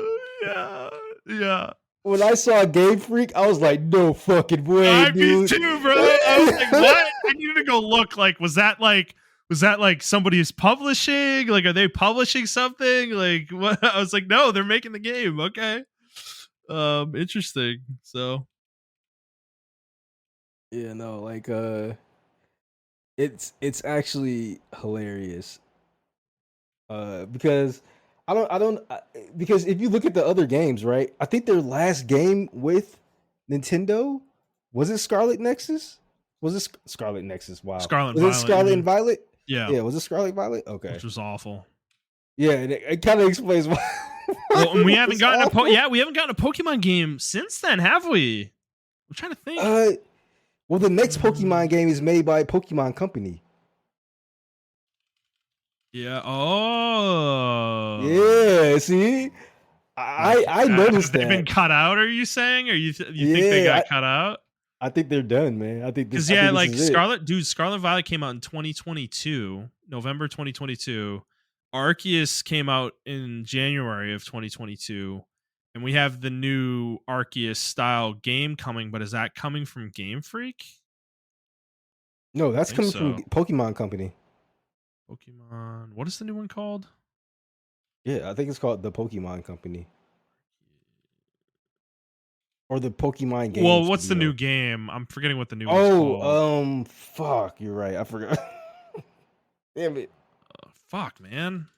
Just new New Pokemon game. Pokemon game. Yeah, what the fuck is it Pokemon called? Legends ZA. Legend ZA. Okay, yeah. Which is not being made by Game Freak. No, this is being made by Well, on the wiki it says it's being developed by Game Freak. It's being published by the Pokemon Company. Developer. But when they Game play Freak, the yeah, game, okay. but Sorry. when you watch the trailers for it, Game Freak's name doesn't show up. Yeah. Hmm. Let me Interesting. check. But you can keep talking. I'm just about to check like a trailer or something like that. Yeah. Interesting. Yeah, this is it is interesting. Yeah. But no, they're listed as the developer, so I don't know. Maybe who knows? Maybe Scarlet and Violet was a big deal behind the scenes. I'm sure it was to some degree, and them, the Pokemon Company, and Nintendo all kind of got together and had a conversation, maybe, and that has resulted in a big delay between Pokemon games. Because Nintendo was pumping these Pokemon games out for a minute there, like years and years. Like I feel like from I don't know 2015 through like Scarlet and Violet, we were getting a Pokemon game almost every year, of some sort. So it is surprising that the gap's actually been this long, but yeah. So it'll be interesting to see what this game's all about. This Beast of Yeah, Reincarnation game. even on the trailer, it does say Nintendo Creatures Inc. and then Game Freak Inc. So Game Okay. Freak is still developing this game. Yeah. I think it's a smaller team though. I don't think it's all a Game Freak. I think it may still be a lot of Game Freak on this They're game. probably pretty big, actually. Yeah. I think I want to say if it was my prediction, I think half the team's on Beast of Reincarnation and then half the team's still on Pokemon. But I think the they're big. fact I think that they're bigger. I think they're bigger than that, dude. Like I think they might have even more than 2 games going at but once. okay, yeah, I agree with you actually. Um but do they buy themselves out? Because Beast of Reincarnation is coming out for PlayStation and Xbox. Yeah, it's not a Nintendo game. Yeah. So I wonder did they just buy themselves out where it can be a freelance company? I don't know. Well, actually, according to the internet, as of 2024, they had 212 employees roughly. So that is tiny. That is super small for a team working on more than even 2 games. That's small. Like, Yeah. so there's actually probably no way they're working on 3. Actually, so I don't know. It's interesting. I guess we'll find out. We'll see. Okay, moving on. Next game shown. We got a lengthy trailer for Clockwork Revolution. This is the what I would call the Bioshock like from In Exile. And yeah, Montrell, what do you think of this game? This game has piqued our interest for a while. They didn't give us a release date or anything like that. They just said it's coming in due time, is what the trailer said. So we still don't even have a release window for it. But this was a fairly lengthy trailer, though. What'd you think? It looks okay. Really? It looks Okay. different. It looks different. I don't think it looks bad any stretch of the imagination though. It looks like something I'll play though. Probably. Yeah, I'll play this I don't game. know. I think it looks sick, dude. Like where Obsidian is failing with like Outer Worlds vibe and everything. Like this game for some reason This works for me. this game gives me BioShock vibes. Yeah. I That's what think I'm that's what getting they're from going it. for. I'm actually, you know what? I'm actually glad we're getting a game that's like that tinkering steampunk esque type Yeah. uh world because we haven't had a game like maybe we have but I haven't played it. We haven't had a major game in that setting since like BioShock or whatever, you know. Yeah. Yeah. I always think those setting that steampunk setting is really cool and good to Yeah. explore. Well, they showed like character creation a little bit too, and it looks like there's going to be some kind of RPG to some degree as well. Hmm. And there's like character choices and stuff you'll be able to do in the game. I mean, they were vague enough where they made it sound like you can impact more of the game's story than I think will realistically be possible, probably. But um, I don't know. I guess we'll see. Like, I'm actually pretty interested in this game though. Like, I'm probably gonna check this out when it comes out. Yeah, it's a Um, time mechanic. You can go back in yeah, time and shit like that. So yeah. It's Yeah, gonna be my pretty guess would cool. be in the game's most ambitious form, there's multiple endings and routes to get to those endings and stuff, but Yeah, that, like I said, that's hard to pull off realistically. Like very few games can actually pull that off. So I don't know if we're gonna quite go there, but we'll see. I don't know. I mean, to me, it looks good to me. I think the gameplay looks good. The dialogue and stuff looks good. The game itself looks really good graphically as well. I think yeah. art style is really good. Who's making this game? In Exile, I Okay. believe. Yeah. Um, and they worked on what's their game? What's their game? Games that they made. I'm trying to remember. Wasteland. These are the guys that did Wasteland. Okay, Wasteland 3. Oh, okay. Okay. Oh shit. Okay, this is like they did the Bard's Tale back in the day. That was their first game. Um Wasteland 2, Wasteland 3, Bard's Tale 4, um Torment, Tides of Numenera. Yeah. So these guys have some pedigree in terms of making RPGs. So yeah, I think they're capable, certainly. Yep. Um this game's got my interest for sure. All right, moving on.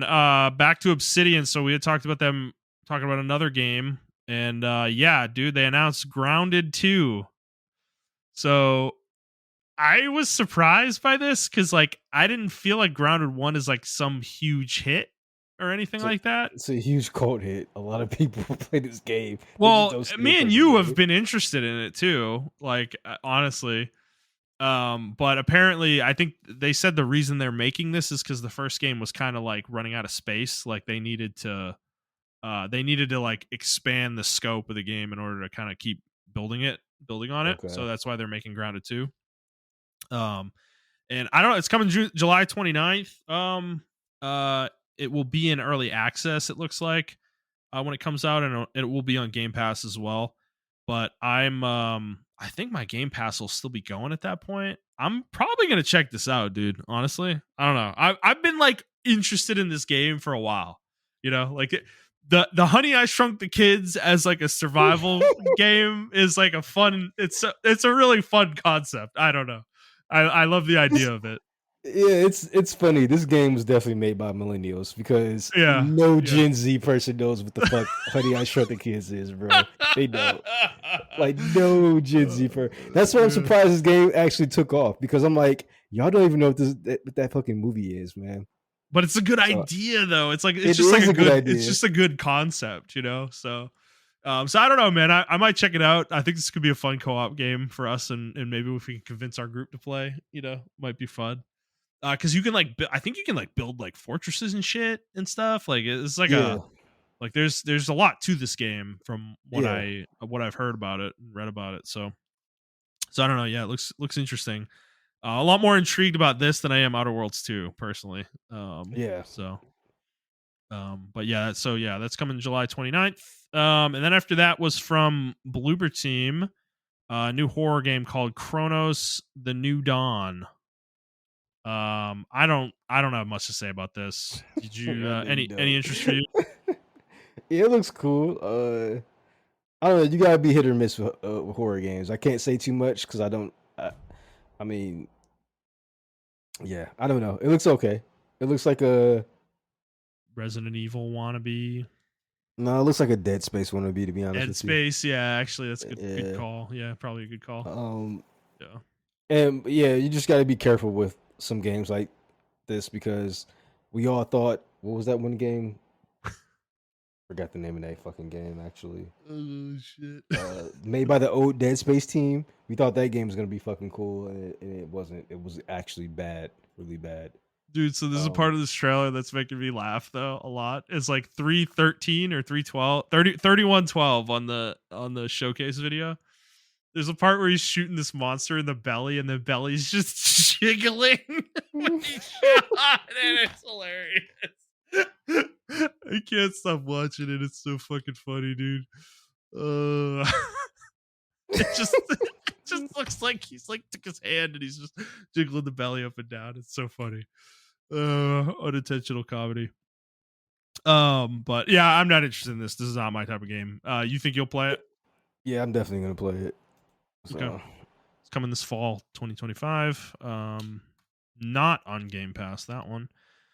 Then we had a new expansion or something for Elder Scrolls Online. I don't think either of us care about that. And then after that was something called Aphelion, which looks like some kind of adventure game where somebody's crash lands on a planet, stuck there, has to like kind of investigate what's going on. You know, looks interesting, but I'm probably not going to play it. Any interest for you? I might play it. I like games like this. So Okay. depending on how good the platforming is, Yeah. I might play it. Okay. Coming 2026. Also to Game Pass for that one. Then the next game. This game had a absolutely terrible title. It's called No Ghosts at the Grand. Or There Are No Ghosts at the Grand. That's the full name of the game. And this is a game where you like take over a hotel and I'm assuming do some type of management of the hotel to some degree, but then the game gets weird and like you're in like an alternate dimension or some shit. So I don't know. It looks interesting, but I don't know, not my kind of game. This is from Don't Yeah, Nod also. yeah, it's gonna be a no for me. Yeah. Yeah, So this one is coming 2026 as it well, reminds also me to of like Game Pass. Luigi's Mansion, but first person. I don't know. Yeah. That's the vibe I'm getting No, from it. yeah, like it's weird. I don't know. There's something appealing to it, but the deeper they got into it, the less interested I got. Yeah, The yeah. like weird The more conspiracy underneath the hotel management is not what I was looking for necessarily. I don't know. this is the next one is your type of game, Justin. Oh my god. Well, dude, when they were showing this at first, I was like, "What the fuck is this game? What is this?" And then it was like, then they started showing like the gods or whatever, and I was like, "Is this Age of Mythology?" I was like, what did the fuck? Why are they showing this in the Xbox showcase? Like, I know they just came out with the re-release of it, Age of Mythology retold, but they're doing new content for this game, and yeah, they're doing like I think it's like a Japanese pantheon and like a Japanese like faction, and it's just the game's like I've never played Age of Mythology, but dude, this game looks so fun, you know. You should just Where play it. it's just I don't know. I mean, I don't have time, dude. I want to play all these games. I want to play so many games, but yeah, I don't know. This game looks sick. This would be a fun multiplayer game, actually. I But think I might play this. I might play this. Like we get the group to play this. I'll play this. yeah, I would totally play this or Age of Empires. I love those games. Ooh, I yeah, I mean, love Age of Empires. this is part of a trend though, and I think Microsoft's been a big part of this. Like they realized that these old games, like people still want them. You know, like Age of Empires 2 was like remade, quote unquote, Yeah, and re-released recently, and they've been making new content for it for years, and they decided to give the same treatment to Age of Mythology as well, and it is working for both games. Like both games are mega popular right now. Like and people are yeah, because super into people them. want RTS back, man. Like Yeah, bro. I know. We do. We didn't go anywhere. It's like it's not like we're all still here. There's not a single RTS game to fucking we're quench we're our not thirst fucking though. dead yet. Like, Yeah, bro. goddamn. Yeah, it's like Warcraft 3 is still around. Like, dude, no, Blizzard pisses me off because like I'm like sitting here like, dude, they should be doing this with Warcraft 3. Like, what are they doing? You know, I kind of hope They Microsoft don't. like pushes them a They don't. little. You know, They don't believe in it, bro. I still think dude, it's they're giving them their autonomy because I yeah. mean they're still making content for Overwatch 2. They're still trying to like spearhead that game, and it's like that game's been sailed, Let bro. it go, dude. Yeah, Move on. It's over, bro. Like like it's I thought Marvel Rivals was gonna die, but that game is actually like doing extremely well. Like I yeah, think that is the new Overwatch now. Like yeah, so yeah. No, I mean it's over. Like like they they missed their chance. So yeah, this Age of Mythology expansion, Heavenly Spear, it's coming this fall to the game to Age of Mythology. So look forward to that. Next game after that was a game called Mudang Two Hearts. And this game looks Okay, very so interesting. Is this the one you sent like a trailer of a couple years ago? I don't know. So this game is weird. So this game was called like Project TH, and it kept popping up on my fucking YouTube feed. Like, and it was Yeah. unfinished. Like it was like Yeah. great texture You out sent and like it everything. was like alpha gameplay. Is what it looked Yeah. like. So Yeah. yeah, this is that game. This is I'm that like, game. so I would, if I didn't know that, I would definitely 100% call this game fake. But now that now that I've seen that, like the progression of the game and where it's at, this game's not fake. But it's nice to see it polished, like really polished now. But yeah, Are this you was that game. interested? Do you want to play it? Because I mean, I it am. looks pretty good, dude. Like, Yeah, it looks good. I do want to play it. okay, yeah. I just don't really. I wasn't really sure what the fuck was going on in the trailer though, because like it's like a I don't know shooter either. and there's like zombies and then there's like dudes, like anime dudes jumping around, like fucking teleporting and like Dragon Ball Z style, and then there's like the main character turns into a zombie for a second, and then like I was like, I don't understand what is happening in this trailer, like in this game. It definitely feels like the studio's first game, and they're just like, we're just gonna throw They're throwing everything in. at the wall, just see what sticks, bro. Like that's what it feels like for sure. But I mean, I don't know. I'm into it. Like If it works, it works. Yeah. It's coming in 2026. What's the team making this game though? I think it's a Korean team. Because yeah, they're not listed in the trailer. It just says Xbox. Let's see. Developer EVR Studio. Okay. They call it a tactical stealth game. Interesting. Okay. Yeah, well, we'll see. I mean, it's real enough that Xbox is showing it in a showcase, so, you know. Well, like I said, the only reason I know it's real and I'm like confident in the game is because I've seen those constant trailers or alpha gameplay on my fucking news feed all the time. Yeah. Fair enough. All right. After that was a game called Planet of Lana 2, Children of the Leaf. This is a sequel. I don't know about the first game. I don't know. It looks like it's a platformer of some sort, story driven to some degree. The Reddit is like, I absolutely adored the first game. I'm like, all right, man. If you love it, I like it. If you like it, I love it, man. Yeah, it's. I'm happy for you guys. Not my game. Probably not playing it, but you know. It's coming 2026, also on Game Pass as well. You know the interesting part of this showcase though is because all these games, almost every single one of them had PS5, PS4 on them on the trailers. Like they didn't scrub that from the trailers the way they used to do. Mm-hmm. So like we're fully over the Rubicon now with this. Like they're not even denying it anymore that their games are all coming to PlayStation. It's like, you know what? And I was like that too. But then I thought about it, right? If you're a person like me who wants to game mobile, I'm just gonna buy all these games on the Xbox Rogue Ally. Like I don't really care about it being on the PlayStation. PlayStation doesn't have a portable. Not yet. I'm not getting them. That's true. Not yet. Probably not till PS6. So we got a couple years. After that was a Fallout 76 trailer about fishing. I guess their next expansion is fishing. Yay for Fallout 76. After that, we got a fucking dude. Okay. Solo Leveling Arise Overdrive. Oh yeah, don't you hate this anime? You hate this anime, right? I think it's significantly overhyped for what it ends up becoming. It is a bad narrative. Like I think the narrative sucks. Like I don't think it's good. Like it's like DBZ if Goku never lost a single fight ever. You know? Like that's what it is. Like it's imagine how boring that would be. That's what Solo Leveling is. It's just, you know, I don't know. But as a video game, I can imagine this being very fun, actually. Okay. It looks okay. It doesn't. It looks like a mobile. It looks like a mobile game.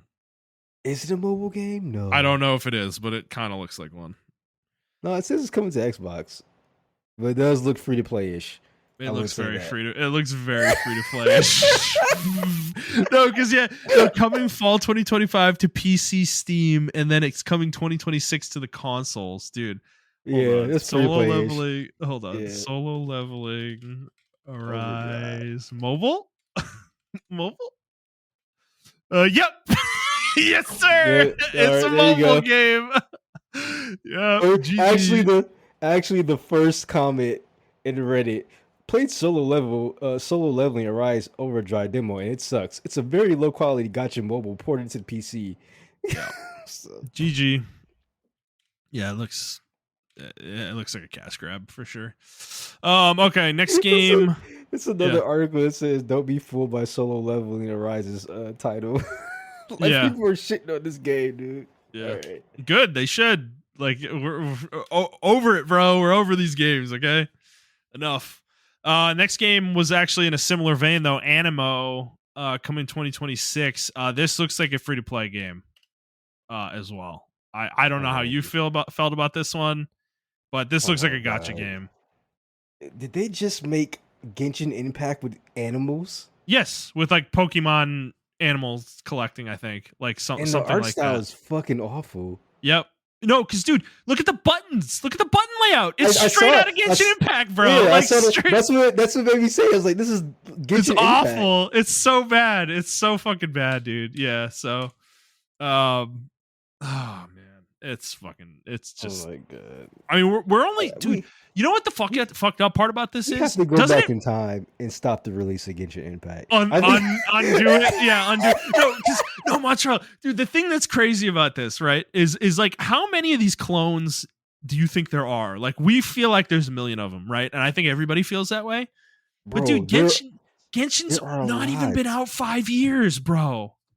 There It's are a not even lot. been 5 years since the I game was came just on out. the PlayStation. If you go on the PlayStation Market right now, Yeah, you will find clones that you never even heard of. I yeah. just saw a Oh, clone on for there. sure, I'm like, dude, what the fuck is this game? for And sure. It was a Genshin Impact clone. So But yeah, dude, I don't know. it hasn't even been 5 years. I don't understand how it's possible that that's true. Like, because I Yeah, feel and like how are they there's a pumping these games bajillion out of so these fast? games. I don't know. They just Did they all procedurally just? generate a landscape and throw some characters into it. Like that's what it feels like they're doing. Like they just poop them out, dude. It's crazy. Yeah, Like you I remember don't like know, man. Tower of Fantasy? How novel is that game now? In retrospect, like When that I was the told you I first was one, playing, really, right? Like, I told you I was playing that game. You're like, oh my god, that game's fucking awful. oh yeah, yeah, yeah. Oh, that's funny. They got you for a little while. All right, moving on. Next was Tony Hawk's Pro Skater 3 and 4. This is appears to be a remake of these Yep. games. You excited? Um, I mean, I guess. Were you not I'm into like, Were you not into the Pro Skater games? no, I am. I was. I am. I don't know. It's a What you remake, don't so I want don't to you don't know. want to you don't want to skateboard as a Ninja Turtle, Montreal? I do. It just feels very commercial. I don't know how to explain it. I Yeah, don't. because the Ninja Turtles are fucking in it. Like, It just. I don't know how to explain it. But Tony Hawk's Pro Skater used to be a game that was just like a game, and now it feels like corporate has got their grubby little hands on it. It's like, hey guys, remember Tony Hawk's Pro Skater? And I'm like, absolutely, dude. They're gonna have Spider-Man in here, and you're gonna have to pay for him. You remember in the original, guys? Don't you remember the nostalgia you had when you unlocked him? Well, now you can unlock him by paying $10. Isn't that so nostalgic? I just yeah, dude. I'm at the I think point. I think that's where Yeah, I'm at, dude. yeah. I don't. Like they No, just, it's I'm just a at the husk of point, what it used to be. which is hilarious because I'm talking about buying Magic the Gathering Final Fantasy cards. So, like, let's put that aside for a second when I make this point.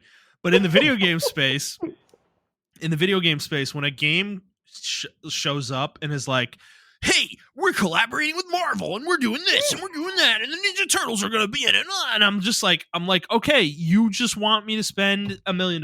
Like that's the whole point of your game. Like your game is built so that I will spend money. Like that's the way your game works. And it's like when you show up like that, I'm out. I don't care. It, Like, you know what it gives? It's like, hey millennials, remember this? And they're like, it's like, Yeah, I guess, man. pretty Like, yeah, I much. do. I do remember Tony Hawk's Pro Skater 3 and 4, and I remember how much fun I had with it when I was younger. Well, we Yeah. can capture that at this price. And it's like, 4K, 60 frames per second with the Ninja Turtles. You can play and, as and the Michelangelo. and the Doob Slayer guy. Because he's in it now. He's in it. He's at the end of the Oh, trailer. oh, is he? Oh, that's Yeah. awful, bro. I'm so done with this shit. It's like I think about like, oh, man, I want to say it was like 10 years ago, probably.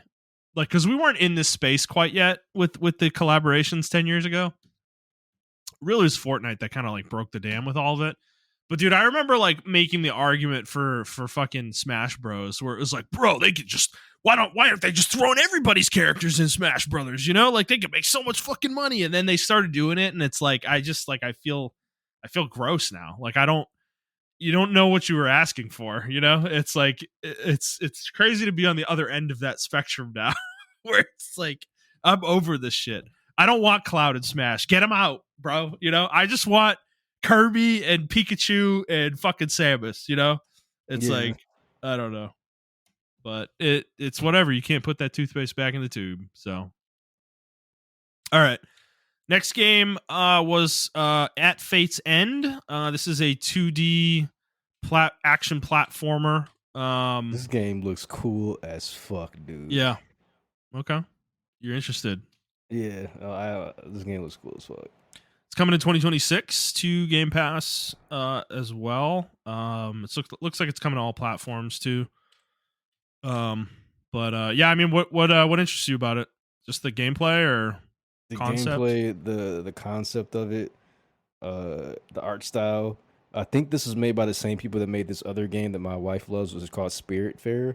Spiritfarer. Mm-hmm. And they have this 2D style or whatever that they have, and I think this is the same team that's making that game. I could be wrong though, but it reminds me of that game. Oh yeah, it is the same team. It reminds me of that game, and they had a very unique. I didn't like the game play of that game. It was like a very like story driven kind of Harvest Moon type game, but it was still side scrolling.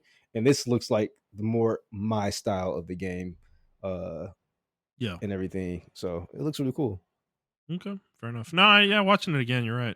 It does look pretty good, actually. Might check it out. All right. After that was here we go. Let me find this fucking Lord have fucking mercy, bro. Like, all right. Yeah, Gears of War Reloaded. So this is what they said in the fucking trailer. Xbox Game Studios presents. Okay, show me. So get on with it. Get on with it. Get on with it. Get what on did with they it. say? Are you I'm trying to find it. I'm trying to find it. I forget where it was. Gears of War. It's coming to more players than ever before. It's probably at the end. That's usually when they talk about stuff like that. I think you're right. Come on. No, it was something like I can't find it, but it was like something along the lines of like play the game that changed gaming forever. You know, it was literally like something like that, and I wanted to fucking blow my brains out. You know, I'm like, yes, Montrell and I, if we talked about Gears of War, we would talk about it in those terms, that it changed gaming forever, right? Because it really did in a large way, right? But when Xbox says it, I want to kill myself. Like, I literally want to throw myself off a cliff. Like, I don't know what it is. They can't talk about themselves that way, okay? Like it just sounds like a boast, and it is a boast, and it's so annoying. It annoys me to no end. I hate it. I can't fucking stand it. You know? Well, they do it in a corny, like, corporate way. Yes, they do, and it's fucking awful. I think we're all just over the corporate. Oh, here it is. Corporatization. Experience the groundbreaking original. Oh my god, bro. Oh, that kills me. That changed gaming forever. Okay. I don't know. Bro. So it's something about these games, right? Like, even when I was watching, because did you see the Konami thing that came out today? It was like it was like 3 o'clock in the morning our time or some bullshit like No, that. It was crazy. The streaming time was crazy for that game. It no, I was like heard six about in the that. morning. So it's something about like these remade games or these Mhm. franchises, like Gears of War is one, and then Metal Gear is another one, where the original creator is no longer a part of the process anymore, and Yeah, it just feels weird to play the game. yeah. I don't, and I just don't know how to feel about that. Like Kojima isn't a part of Metal Gear. Like, don't get me wrong, Metal Gear 3 Delta looks really good. Metal Gear Solid 3 Delta looks really good. But it's Yeah. just like he's not a part of that process anymore. So it doesn't have like to me it doesn't it still has his flair because he made it. But what if they were to make another game?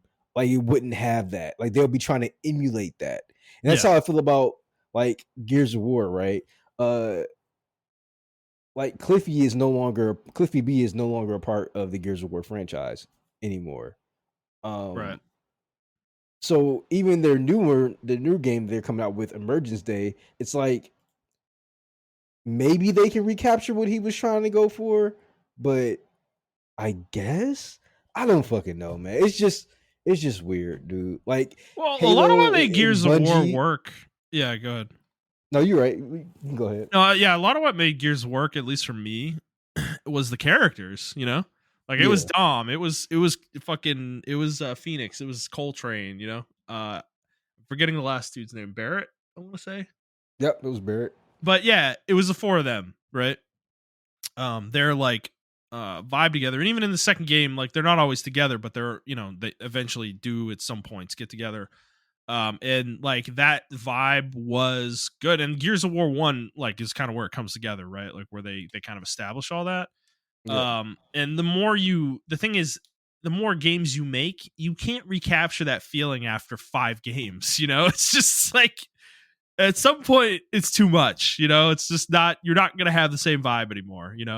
And obviously a lot of these characters aren't even around in the later games. So at that point it just becomes something completely different ultimately. Kind of is what it is. And so I don't know.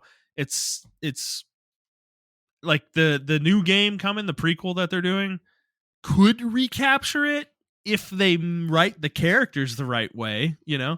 But the problem with that is, like, I don't think Coltrane and Barrett could even really realistically be in it in any significant way because they met in the first game. Like Phoenix and Dom can be in it obviously because they were like partners or whatever, but yeah, like they can't. Um so I like, you're not going to be able to fully recapture that whole feeling, I guess. So Yeah, I agree. It's just one of those things that's really crazy, or really weird to do or whatever. yeah. But yeah, I mean, Gears Reloaded. It's gonna be on PlayStation and Xbox, and it's gonna have crossplay. So what do you fucking do, y'all? PlayStation people can play it. You're I'm so just not excited. I'm just not. I like you're Gears so Two dumb. better. You're so dumb. I'm a Gears Two. I'm just I, tired of I like remakes, the dude. I like the I, first two. I like the yeah, first two. I mean, I like the first one as well. The first one was like The first goaded one's like for the 8 hours, story. bro. It's so nice. Yeah, Oh, yeah. The it's so first one was good. like goaded for story. So maybe the Gen Z people can play it, but I just feel like they're not going to appreciate it. Like it's not Fortnite, so I don't care, bro. I'm going to play I Fortnite mean, now. of Like course they're not going to appreciate it, dude. Gears of War was a time and place moment. Like you can't recapture that. There's just no way to recapture that. I just feel Um, like younger gamers don't experience games. They experience games so differently. yeah. Like I don't know, man. No, Let me they shut up. definitely do. Dude, Gears was the type of game where like I could, like, on a weekend, me and my brother could sit down and just do a playthrough of the campaign, like, because it's Yeah, short. but they don't. People don't even do couch co-op That's anymore. what I mean. Like, you can't have this experience anymore. It's just like I don't know, man. Like it's not gonna be the same. And I'm personally like excited for this. I don't know if I'm gonna play it right away. I don't think I'm gonna pay $50 for it or even more if that's what they're charging. Yeah, I'm gonna Um wait for it on sale, but I'll play. I'll play the gameplay with you or whatever, or yeah. whatever. Yeah. Like, No, yeah, I'd love to do a co-op of this. I love Gears co-op. Gears, like, campaign co-op is so fun. yep. It's like, from that perspective, I'm definitely excited that they're doing this, but at the same time, I will say this was an opportunity for them to release all the games Yes, and they only did one. They're only doing the first one, and that's, to me, feels like they're dragging it out for money, and I'm a little kind of on that aspect of it. So I don't know. That's kind of the issue I'm having with this specifically, is because they could have done 1, 2, and 3 together, and Yep. I really feel like they should have done 1, 2, and 3 together, and I would have paid $80 or $70 for that, whatever. Yep.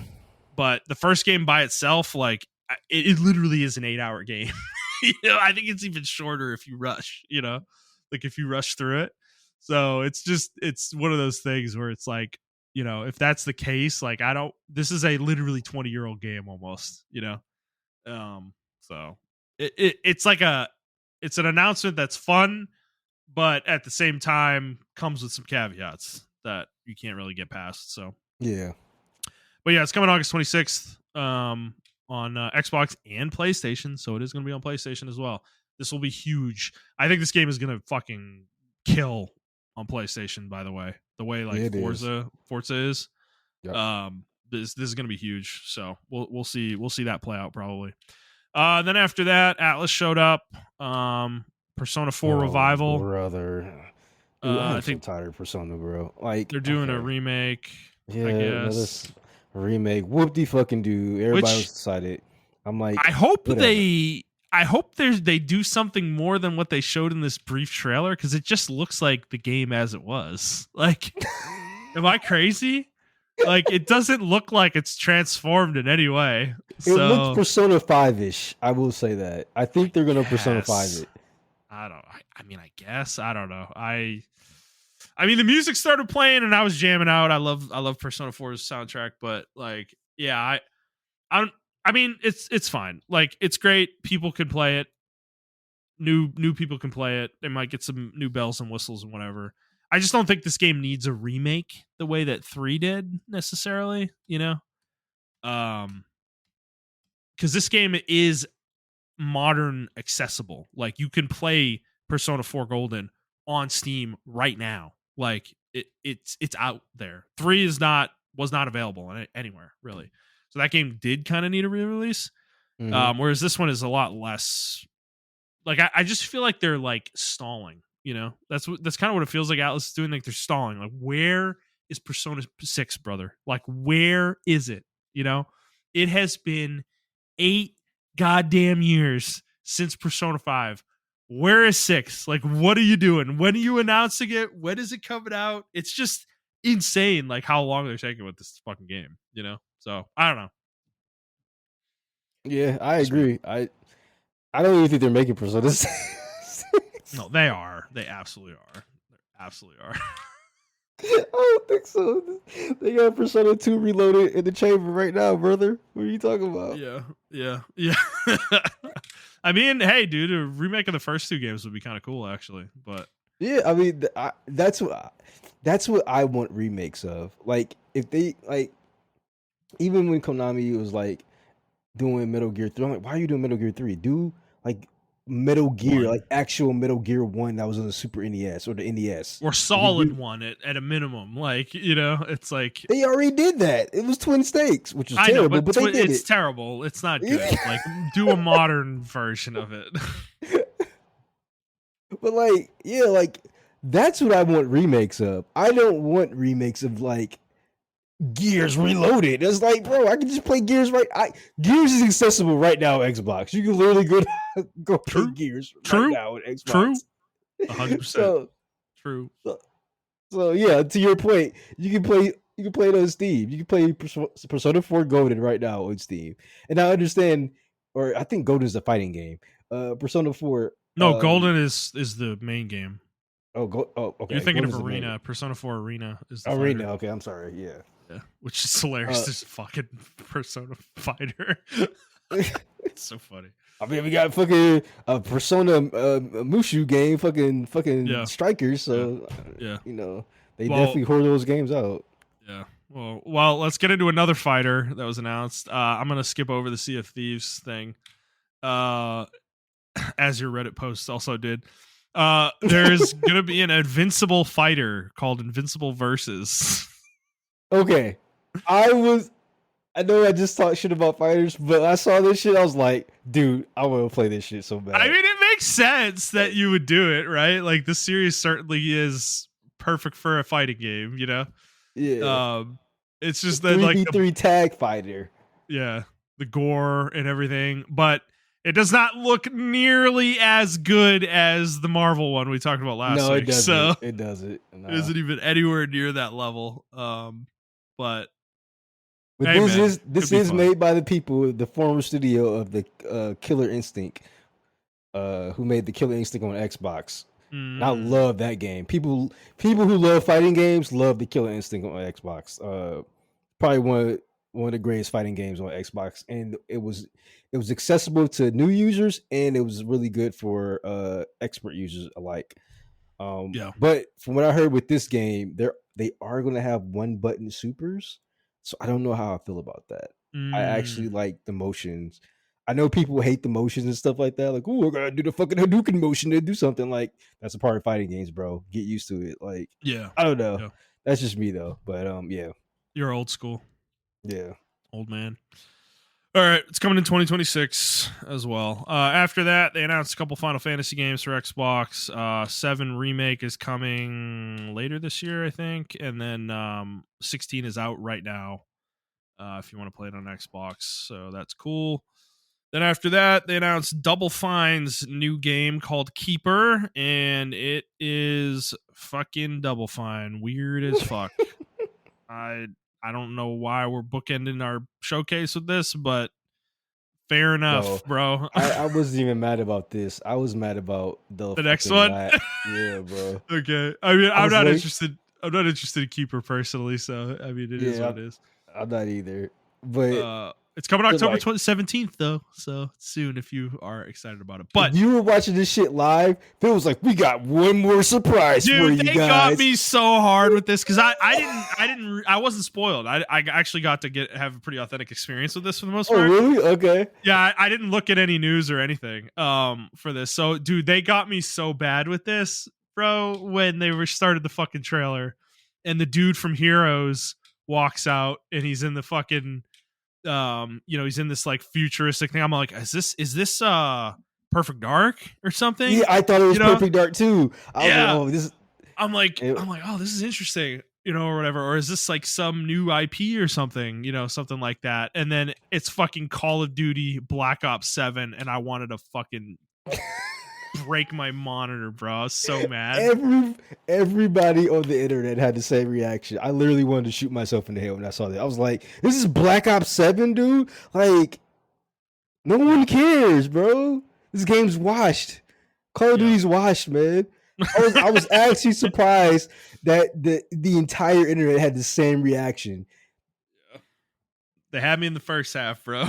Yeah, they have you in the first half. People were posting like, I don't know if you know basketball memes. People were posting like before Jordan retired, right? He went to the Mhm. Wizards or whatever. He was fucking terrible. He just retired. He just forced himself Yeah. to retire.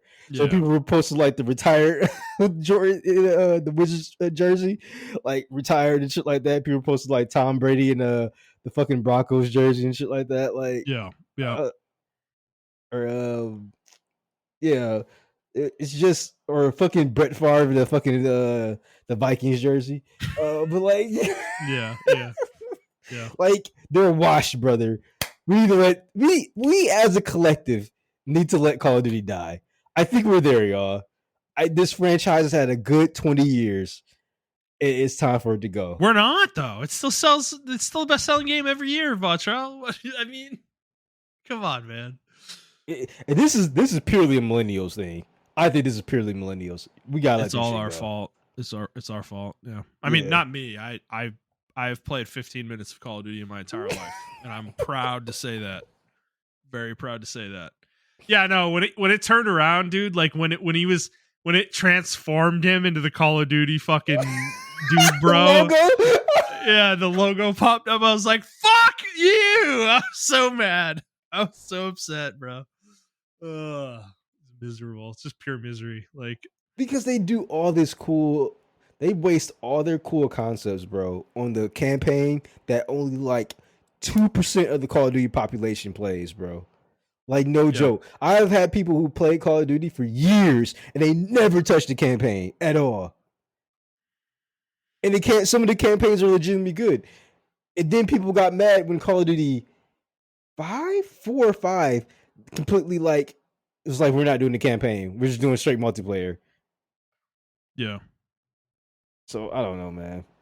I don't know. But yeah, Call of Duty's coming. What a surprise. Surprise Pikachu face. Couldn't be Xbox without Call of Duty, man. No, it's just so boring though. What a boring way to end your fucking like. Okay, so let's get into it. I mean, this is the end of the showcase. Like, this was I would say objectively like this is a pretty good showcase. Like Yeah, it was a decent showcase. I'm not even yeah, gonna lie. Like, it was a really decent showcase. I would probably put the State of Play last week higher than this definitely, yeah, for sure. But not like by I much still, though. yeah, But yes. not a huge amount or anything like that. Like that, neither showcase was like blowing my hair back, right? But like, but to end this showcase with Call of Duty, come on, dude, like you gotta know better. It's just they didn't have anything better to end it with, is they should have flipped things. They should have put Call of Duty at the front and put Outer Worlds 2 at the end. Like, I don't know why they did it like that. No. Don't put Outer Worlds at the end. I would be even more pissed. For me and you, we don't care, right? But I think for gamers, like, it would have been a much better way to end it, right? Like, put Call of Duty somewhere at the beginning, the first half, okay? Like, we know it's coming. We know Call of Duty's happening, okay? Like, you don't ending your showcase saying one more thing that like means something in gamer parlance. You can't use that on Call of Duty, bro. Like, yeah, like, I think they learned. I think they're gonna learn their lesson with that for next year, because I'm pretty sure the feedback they got, they were like, "Dude, you were cooking all the way up until the fucking end. What the fuck is this Call of Duty shit?"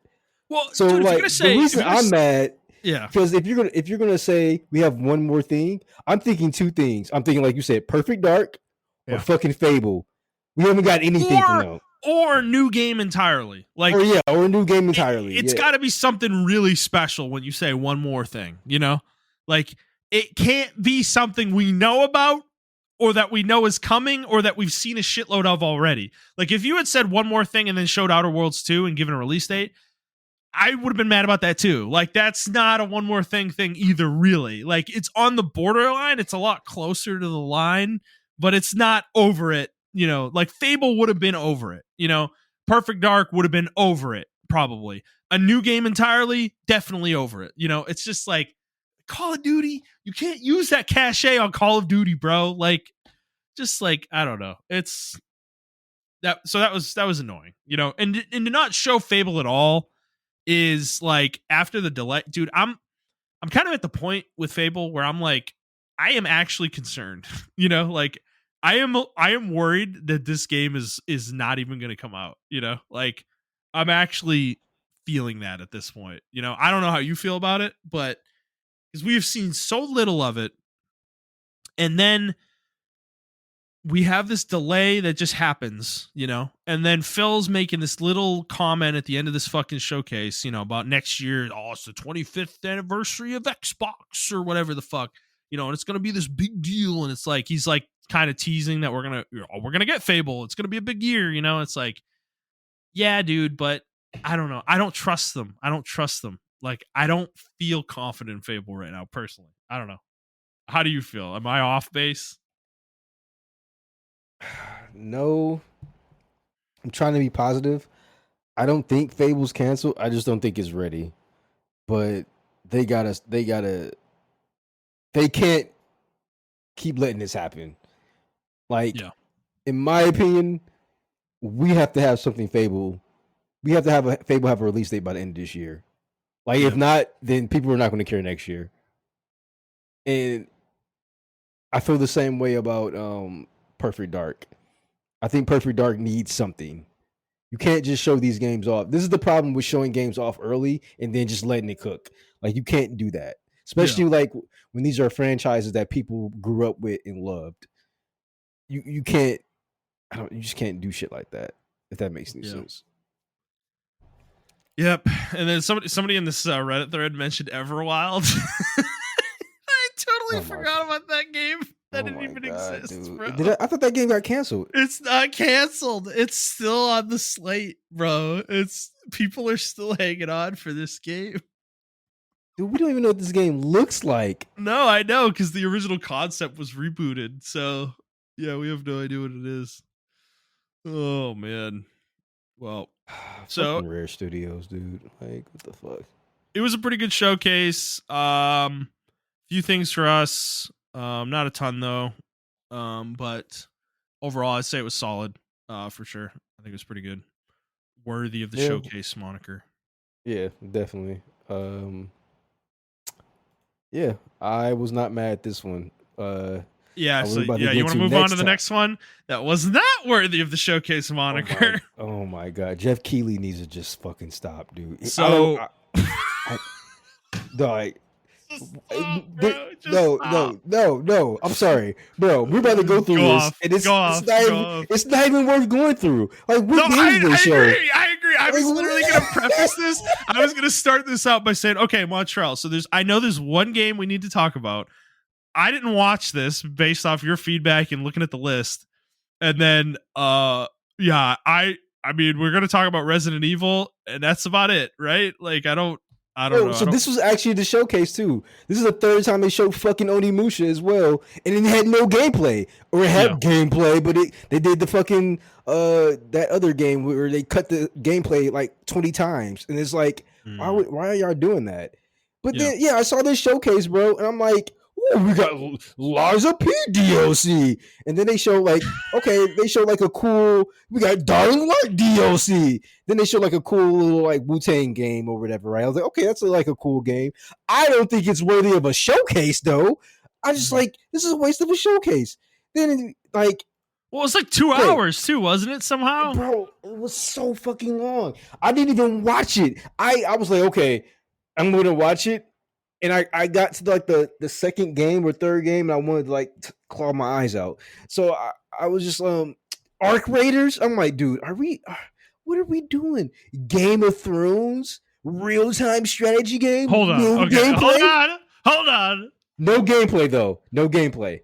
Okay. I do like the concept. I'm watching the trailer now because I need to know. Yeah, okay, so no gameplay like in the trailer. Fuck. Yeah, I do like the concept of a Game of Thrones RTS. Yeah. So don't get me wrong about that. I was very excited for that. But they did the classic RTS shit. You know how RTS games do. They're like, we're gonna show this very cool CGI trailer, no gameplay. That has no resemblance to the gameplay whatsoever. Yeah. But you know what? This is like RTS tradition. Every RTS game does this. And I can't even be at it anymore. Like, they've been doing this shit since the beginning of time. Yeah. Well, because they're almost embarrassed by the game they're making for some reason. Yeah. And then what else they showed? Yeah, I mean Resident Evil 9, like it looked cool, but I think they showed maybe some gameplay. But it wasn't like a lot or whatever. But it looks cool though. Like I made a mistake and denied myself in the trailer, so I can't watch none of the trailers on the fucking website. I fucking hate IGN, dog. This is Phillips, no, their player on their website doesn't work for me. Yeah, it's denying because I made a mistake and denied it. Like my age restriction, I denied it or whatever. Oh yeah, no, so, the Night King won. Oh no. You're Jon Snow. Yeah. So, bro. Okay, so there is this mobile game. I think this is real. Let me look at it. Hold on. You can keep talking though. I mean, what did you think? Well, okay, so the only thing that matters to me is the Game of Thrones thing. Is like the idea of a Game of Thrones RTS. I was actually thinking about this a lot because I did hear about this, and I was like, you know, this could be really cool. Like, this could actually be a really fun concept, because they're doing what are the factions? It's going to be the Night King and the Whites or the White Walkers, whatever. The Starks, the Whites. The Starks, the Lannisters. I mean, how many different ways can you say zombies at this point, bro? Like, it's fucking like when we got to Freakers with Days Gone, I was like, yep, we've jumped the shark, bro. It's over. Zombies are done, man. Like, anyways, yeah, so White Walkers, Starks, Lannisters, and then I think the Daenerys, I want to say, is the fourth faction. Targaryen or whatever. Mm-hmm. And I think conceptually, that's really cool, and there's space to grow here. So you could like have like the Iron Fleet at some point, and that's like an expansion where you have like naval combat to the game or something. And then you like have like Dorne as an expansion, and it's like the fucking desert, environments and shit like that. So there's concepts here that could be really cool, but to your point, no gameplay. So it's like it's whatever, I don't know what to feel about this at all beyond the fact that it exists and as an idea. But just taking it as an idea, I think it could be really cool. And I think the way you could play with this is you kind of play it. This is kind of a risky design space for a real time strategy game, but you need to play around with it and see how it worked. Is the different factions have bonuses on different terrain, like they're better on certain terrain, like the Starks and the White Walkers are stronger in snow maps, or snow terrain or something like that. And then the Lannisters and the Targaryens are better in like grassland or something like that, something along those lines. You could like play with these ideas. I feel like there's interesting ideas in there somewhere that could be good if it was well executed. So, not saying I'm excited about it, not saying I'm over the moon, not saying I'm going to play this fucking game, but all I'm saying is conceptually the idea is intriguing. I don't want to dismiss it out of hand. Yeah. So and to what we were talking about earlier, us RTS players, we're sitting here, we're waiting, bro. We need something, right? Because you remember those old Middle Earth games, the Lord of the Rings ones, the RTS. Yeah. This could be the game that like comes in and takes that spot, like where you can have like hero units, where you have like Daenerys and Jon Snow and fucking the Night King or whatever. The way that you had like Gandalf and Gimli and Legolas and stuff in those old games. So you can, I feel like there's enough here that you could make a really good RTS out of it. So I don't know. That's the most I took out of the Summer Games Fest. I don't care about really anything else that they showed. So like that's the only thing and this is like a minor game, at the end of the day, like this isn't a big deal. Like this game's not going to be big. It's not going to blow anyone's doors off. It is an RTS. RTS games are niche. I'm surprised that WB's even making one, frankly.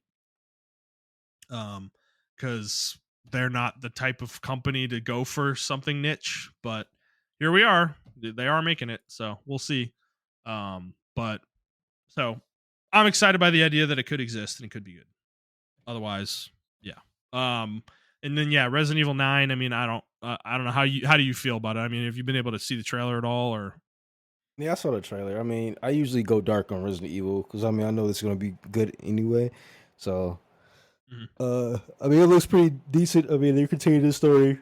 Excuse me, from the main character's daughter, of 7 and 8.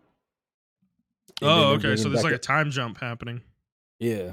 She was in 7, or she was in 8, rather, at the end of 8, and yeah, you see her walking along, and they're continuing her story now. And then they're bringing back a really old character. It looks like they're bringing back Leon. It looks like he's in that hoodie or whatever. But we don't know yet. So, yeah. So I mean, it looks cool. I mean, I'm interested in see what they really want to do with the franchise, or whatever. So it looks pretty decent though.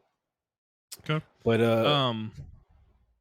everything else, man, I don't know, man. Also, it's coming February 27th next year. Resident Evil? Okay. Yeah, Resident Evil is. So I mean, we'll have it soonish. So the only other thing I want to mention though was Liza P Overture. The only reason I want to mention this is because I've been toying with the idea of playing this game for a while now. Actually, I bought it on the Christmas sale on PlayStation. So the fact that this DLC is now out, I'm like,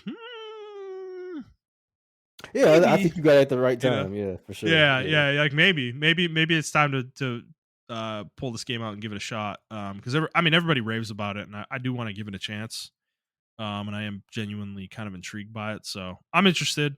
And then actually, there is one more thing: Dying Light: The Beast, the DLC for Dying Light.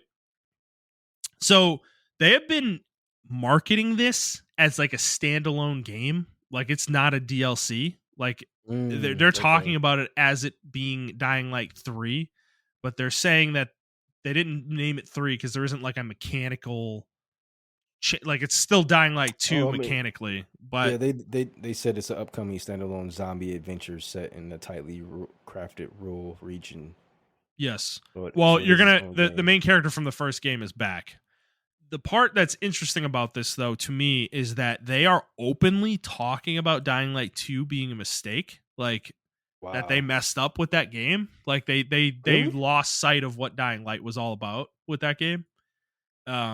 And apparently this is like I mean, I didn't look too deep into it, but you know, I saw some comments from people saying like, oh, this is really exciting. Like, yeah, I didn't love Dying Light 2 compared to the first game. So that's really interesting to me that this happened with Dying Light because I mean there's only been 2 games. You know what, Justin? That's one game I do want to play with you. I want to play Dying. I want to finish Dying Light 1, First one. actually. Yeah. Okay. I get dude, it's a really fun game. It's actually really weird game too because it is structured like it's a story driven game and you have missions and it's open world, right? Like you can Hmm. kind of go wherever you want, but Yep. it's like a survival game at the same time in a lot of Yeah. ways. Like it's a very weird game. I Eventually, enjoyed playing it when I played it. I just didn't finish it for some reason. That was yeah, years ago, but I just didn't yeah. finish it for some reason. Yeah, eventually you get like mega OP later in the game and you're just slicing through zombies like they're fucking nothing. But early in the game, like it absolutely plays like a survival game, which is really it's a really cool experience actually. So no, I'd love to play that one. That'd be fun too. But yeah, outside of that, I mean that's pretty much all I saw for me that I cared about.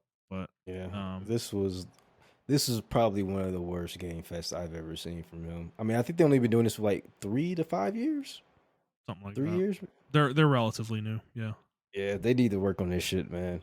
I mean, I know it's probably gonna get better, but they gotta work on getting better reveals and like better gameplay shit. It didn't Well, it's help like that. you don't need to have it if you don't have enough to show, you know? Yeah, yeah, I agree. Because it's like Um, I mean, how many of these do we need where Kojima shows up to every one of them? You know, it's like, dude, it's like there was another Death Stranding 2 trailer. The game comes out in 2 weeks. Like, what are we doing, dude? Like when does Kojima say no? You know, because we know it's him that will have to. You know, but when does he finally say no? You know, like Jeff, look, dude, you Jeff, know, I'm like 60, bro. I can't keep doing yeah, this shit. I get it, bro. You love me, you know, I'm like your favorite human that's ever existed. I get it, man. But you know, like I got nothing for you this time, okay, man? Like I don't know. Yeah, I feel like Kojima does it because he feels like he maybe feel like he owes him, like because I he don't know. Well, like it's free publicity at the end of the day. I mean, yeah. I mean, Jeff Keighley was the you know. one who was like advocating for him when he left Konami and shit like that. So I don't know. Yeah, but Gaming is such a Jeff weird Jeff spot, is bro. literally like it's weird how much he loves Kojima. It's just like it's gotten into a space that I'm almost uncomfortable with. Like I don't know. Like it's too public. Like they're his like love for Kojima is too public. I don't need to know how much you love this man, dude. Like I don't know. I don't know. It's weird. It is what it is. It's fine. He can do what he wants. It's his fucking show. Um but to your point, like looking at the rest of the list here, like what the fuck like what the fuck like why are we spending 2 hours on this or whatever fucking length it was, you know? Um I don't know. I just think it's too much. But all right, let's move on. Outside of showcases, we had another game announcement actually, and this one is looking very intriguing. The Expanse, Osiris Reborn. This is from the development team that has made Warhammer 40k Rogue Trader, and the game is, and they've talked about this as their one of their big inspirations. Owlcat Games is Mass Effect is kind of their big kind of flagpole that they're following here. And Montreal, what'd you think? We got like a 4-minute trailer. I sent this to you because I was like, I know you're very into the Expanse series right now. Well, it's Um, hilarious. I'm literally on vacation reading the final book, you know, of the series of the 9 books, and I'm like, what the? like what is the timing of that? You know, like it feels so cosmic. You know, I mean, it probably isn't, but it's like I don't know. Those kind of things weird me out for sure. But I mean, I guess I'll go first here. Like, yeah, I haven't watched this trailer really fully, but again, conceptually, It's a um, cinematic trailer. yeah, conceptually, love this idea. Absolutely love this idea. An Expanse game that's in the style of Mass Effect is fucking perfection. You know, Yeah. um, because this series is, you know, from a from a design standpoint, I mean, it's as close to Mass Effect as we're gonna get in a realistic style sci-fi. Oh, they do show But gameplay at the end. I'm sorry, okay, keep going. there's some screenshots too, um, as well, of the game. But yeah, no, the Expanse is phenomenal sci-fi, dude. Like it is so good. Like it is like trying very hard to be grounded and realistic, Hmm. and it does that very well. So I think it's a perfect place for a kind of game like this, a Mass Effect style game. You're not gonna have and I don't know what they're gonna do about this kind of thing necessarily. You're not gonna have like psionic type stuff though in the series, Mm, you know, in this game. okay. Like there's not like magic or weird shit like that. Like it is very grounded sci-fi. Like this is gonna be a technological game. It's gonna be a shooter first and foremost, probably. So which is fine. I don't think that's an issue, right? They can absolutely get away with this from a game standpoint. I'm just curious like how deep they're going to go with it because a lot of the series actually really centers on ship combat more than like ground force type combat, like infantry type combat. Mm. So I don't know like how much the game is going to focus on that, right? Because trying to do good ship combat in a video game, especially a game like an RPG like this, is going to be tough a lot of the time. So I'm not sure. Yeah, I I'm think not it can really be sure what they're gonna done. go for, what they'll focus on. Yeah, I think it can be done if they're not focusing on like. So does the books focus on like one group of people, like, Yes. but they're explaining the world through their eyes, or they explain the universe through Um, their eyes to you? it's a point of view story, so like Game of Thrones, where you get the point of view of different characters. There is a main crew we are with through all the books, but we often get perspectives from different factions in Gotcha. those in the books. So Yeah. yeah, So I mean, we get it a may be lot one of of those. different viewpoints. Okay. So it may be one of those things where we don't follow the main group, but we may see them in the game here and That's what I there. expect. Yeah. But we are. I mean, they did say like you're going to be like, I think you're going to be a mercenary team. So it may be one of those things where you're just like your main thing is boarding ships and then getting rid of those ships or whatever, not Yeah. doing actual ship combat. If that makes any sense, which I'm okay with or whatever. Um, but yeah, Yeah. no, it looks really cool. Yeah. Um, I'm excited for it, bro. I'm just glad we're getting. I think we're getting like three different games like this. We're getting this game, Yeah. the other game that The one from like the the old, Mass Effects, the old yeah, the Mass old Effect Mass, developers. and then we're actually getting a Mass Effect game. Yep. So I'm excited that like that genre and style of gaming, that third person sci-fi action RPG, is like coming back. Mm, And I yeah. actually hope all three of them do well. To be honest with you, because I want more games like this. Yeah. So. Yeah. No, I agree with you totally, and just more on the Expanse here. Like, um, they showed this in the trailer, but one of the big through lines of the entire series is this thing called the proto molecule, which is like kind of this like fucked up chemical that can take over matter basically and Mhm. use it for its own ends. That includes humans. So humans kind of turn into zombies when it infects them.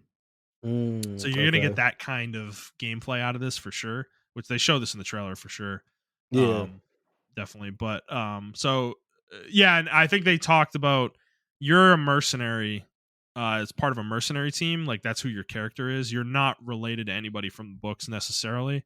I think those characters will show up in different ways probably in this game, which will be cool. But the events that happen in the books, I'm assuming are going to be the backdrop, like are going to be a backdrop for what's happening to you in the game. Like they That would talked be about cool. the game's going to take place through like the first like two books, I think they said. And the shit that happens in the book is very likely going to happen in the game. I'm going to assume like the big events are going to happen, and that's going to change things up when you're playing the game. So it's kind of one of those things. Like I almost feel like if you haven't read the books and you're interested in what this looks like, I would almost say go read them, at least the first 2 or 3, just to get started here, because I don't think you want to, like, I wouldn't want this series spoiled for me by a video game the way this game is probably going to spoil it, because it's going to be very like blasé the way it's spoiled. It's going to be like a thing your characters hear about, but they're like major humongous story events in the book, in the book series. So yeah, I don't know. It looks cool. It sounds cool. I think it can be really, really good if it's done right. But yeah, I don't know. It's exciting. This is I'm with you. Like I don't know why it's taken so long for anybody to try to replicate Mass Effect, It is Um a humongous undertaking. I will say that. it Uh, is, but I mean, is it any but like it's been like 10 years though. more, So, dude? It's been 13 since Mass Effect 3. I know Andromeda but, came out, but we don't yeah, talk about Andromeda. But like I'm just thinking, like, dude, if you're the type of team that wants to make a Baldur's Gate type three type game, or a fucking Bethesda style RPG, like, why has nobody tried making these when that's your what you want to make? It's like, because yeah, like Starfield is not this style of game. I wouldn't say, no, definitely not. um, Starfield is Bethesda Fallout in space, but without Fallout. It's actually yeah, terrible. So yeah.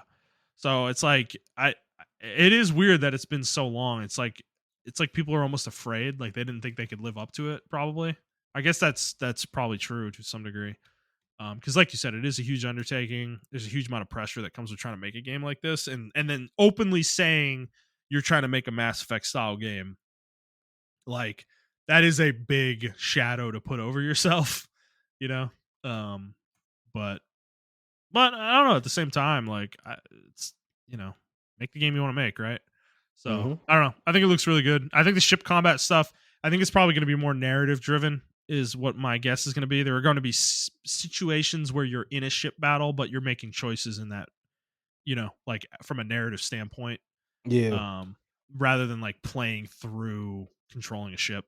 You know, um, that would probably make more sense for this type of game. So, but the ship combat in the Expanse is really cool, though. Like, it's very interesting the way it works, and it feels very realistic. Because like the ships have like they have torpedoes that they fire that like auto track to the location they want to that they're sent to. But the ships have these like PDCs. They're called point defense cannons that like they're basically giant machine guns on the side of the hmm ship, and you use those to like defend yourself against the torpedoes. Essentially, like you're shooting them at the torpedo, in order to like destroy it before it gets to your ship, essentially. okay, And then the ships do have like rail guns though, also, that are like very like sniper rifle esque rounds, where they shoot slowly, but it's like one really strong round, like super fast, like high yeah. velocity. Um, so the ship combat is actually very interesting in the series too. It's very tactical. So if they could capture that to any degree too, that would be pretty cool as well. So yeah, looks cool. I don't think there was no like release window or anything for it, so it's just announced. Like, it's not coming next year or anything like that. We don't know that yet. So Yeah. I would be surprised if it is coming next year. But but yeah, looks cool. All right, Montreal, our last story for the week. Um, the SAG-AFTRA strike for the video game voice actors. Um, looks like it's finally over. They reached a tentative deal um, this week, and that deal um, basically has some protections against AI use in games, particularly that, and we don't have all the details for this yet, but this is kind of what's been reported so far. Is They will need consent from the actors themselves for game companies to use their voice or likeness with AI in a game. And I think that is like probably the most likely outcome that was ever going to come from this. And Yeah, I think that's fair. Like I it's don't know why absolutely it's so fair. I don't know why that was so hard. It took Like, 11 months. It looked took 11 months to get to this agreement, by the way. yeah, Like, I why is just that don't an understand. unreasonable thing for a company to be expected to uphold? Like, I don't know. Yeah, it's so fucking stupid, dude. I don't know. Yeah. I mean, dude, it's just the power of fucking companies, man. Like, they can, I don't know. It's just, Well, on an unrelated note, I mean, kind of related, unrelated. Disney is actually suing AI companies for like Star Wars characters being used and being generated and everything like that. So it's going to be yeah. interesting next couple years to see what happens with AI and everything like that. Well, do you think it's one of those things? Because, I mean, AI has been the topic of discussion for like 3 years now, probably, right? Hmm. Do you think it's one of those things that like these companies are going to eat each other, and it's going to become something that like One becomes really hundred. hard to use, you know? Because I like you think, said, Disney's going after them now, and that, I mean, that's one of the big guns from a corporate standpoint, you know? yeah, and I think it's going to be one of those games, or one of those games. I think it's going to be one of those technologies where it's going to blow up, and we're gonna have to deal with the crisis, the financial crisis of that. I think this is the next .com bubble, in my opinion. Okay. Um, we have all these AI companies are popping up with their own version of with their own LLM models and everything of that nature. And in the end, like it was like the .com bubble. I don't know if you're familiar with that. I mean, we were kind of young when Yeah. that happened, but like everybody was I having a remember. website, and if you had a website, your stock went up 20 billion% or whatever the case may be. Yeah. But then once it became just like a common thing that people had, I think AI is going to fall into that category. I think it's going to get regulated. Well, I don't know. Not if this administration has anything to say about that, but I do think it's going to get regulated eventually in other countries, and then it's going to make its way back to America, and it's going to be regulated, and I think it's going to be as common as a website. Like we're going to have AI Mm. companions and everything of that nature, Hmm. and but Yeah. I don't think it's going to be as big as we all thought it was. I think all these smaller AI companies are going to die out. We're going to get a lot of like regulation on it as far as like deep fake and deep voice faking and all that stuff like that. Like, yeah, you can use my voice, and then if I die, my estate can have the rights to my voice, and then they can give you permission to where people can keep using it or whatever the case may be. Um, I also think though that's going to come with a huge caveat. Though it's going to come with like, how do we get new voice actors into things or whatever? When old voice actors, like, that was a thing, right? Like if you had a voice actor for Goku or Sonic or something like that, and that voice actor was like, "Hey, I'm not doing this anymore. I'm kind of too old," or uh, you know, God forbid they pass away or something like that, then we had to get someone else to do it. Yeah. Hmm. Yeah, I don't know. I can almost see it going the other way personally. Like too. With somebody like Disney going after these companies, um that could create, and depending on like who else jumps in for this stuff and like starts going after these AI companies, like it could create a situation where regulation is almost required, to like spell out what's okay and what's not. Or, we could have court cases kind of like draw the lines for us of what's okay and what's not. That could result in a situation where AI is not even financially worth pursuing anymore, because there's just so many restrictions on it potentially. Yeah, I agree. Um, Yep. so I could see it I could see it going both ways. Like I could see what you're talking about for sure, but I could also see the other end of the spectrum too, where depending on how these things shake out, like companies just decide that the investment's not worth it because they can't use it. They can't. There's too many restrictions to make it useful. It's like The only reason I think it's like a 60-40 thing, like 60-40 your way or 40 your way, 60 my way. yeah, Because just being in the construction industry, I see um how many I see the money that comes from building the infrastructure for this stuff. yeah, So people are making a lot of money just off building the infrastructure alone and yeah, everything. So um I don't think people are going to let it die, but it is going to get very, very interesting, Mhm. to say the least. Well, fair enough. Well, at least for now, it seems figured out in video games, at least with the voice actors for the moment. So we'll see if it's not fully agreed to yet. It's tentative. I think all the members of SAG-AFTRA, like literally every single voice actor who's part of it, have to agree to it. I mean, I don't think it's a full agreement. I'm sure there's like a majority of some sort they need to come to, but they need to vote on it though to ratify it. Um, so we'll see if that happens. But I would expect probably will. Based on the stuff they got at least. So yeah, we will see. All right, Montrell, that's all we got for this week. There anything else you want to talk about before we head out today? No, not really. I did see that Mind's Eye game was released, and the reviews are terrible. It is Yeah. cyberpunk level type shit where even PlayStation is refunding people for the game. Oh no.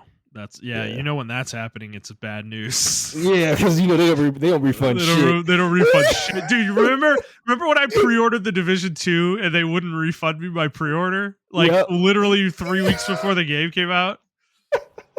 Like yeah. So that's the company we're talking about. Yeah, so that was fucking wild. Yeah, so it was supposed to be a GTA, not a GTA clone, but like a lookalike maybe, and it's just not good. So I thought that was pretty interesting, but I don't really want to talk about it. But that game is out for people who want to try it. But for what I've seen, it's not the best. All right, fair enough. All right, guys. Well, we're gonna head out. If you guys like this episode, please like the show, review the show, and subscribe to the show, whatever feed you're listening to it on. And please give us a sub on YouTube as well. If you'd like to send us a question, you can do so on Twitter at The Player's Take, or you can send us a question to theplayerstake01@gmail.com, and we will answer it on the show. That's going to be it for us, guys. We hope you enjoyed this episode, and we will see you next week.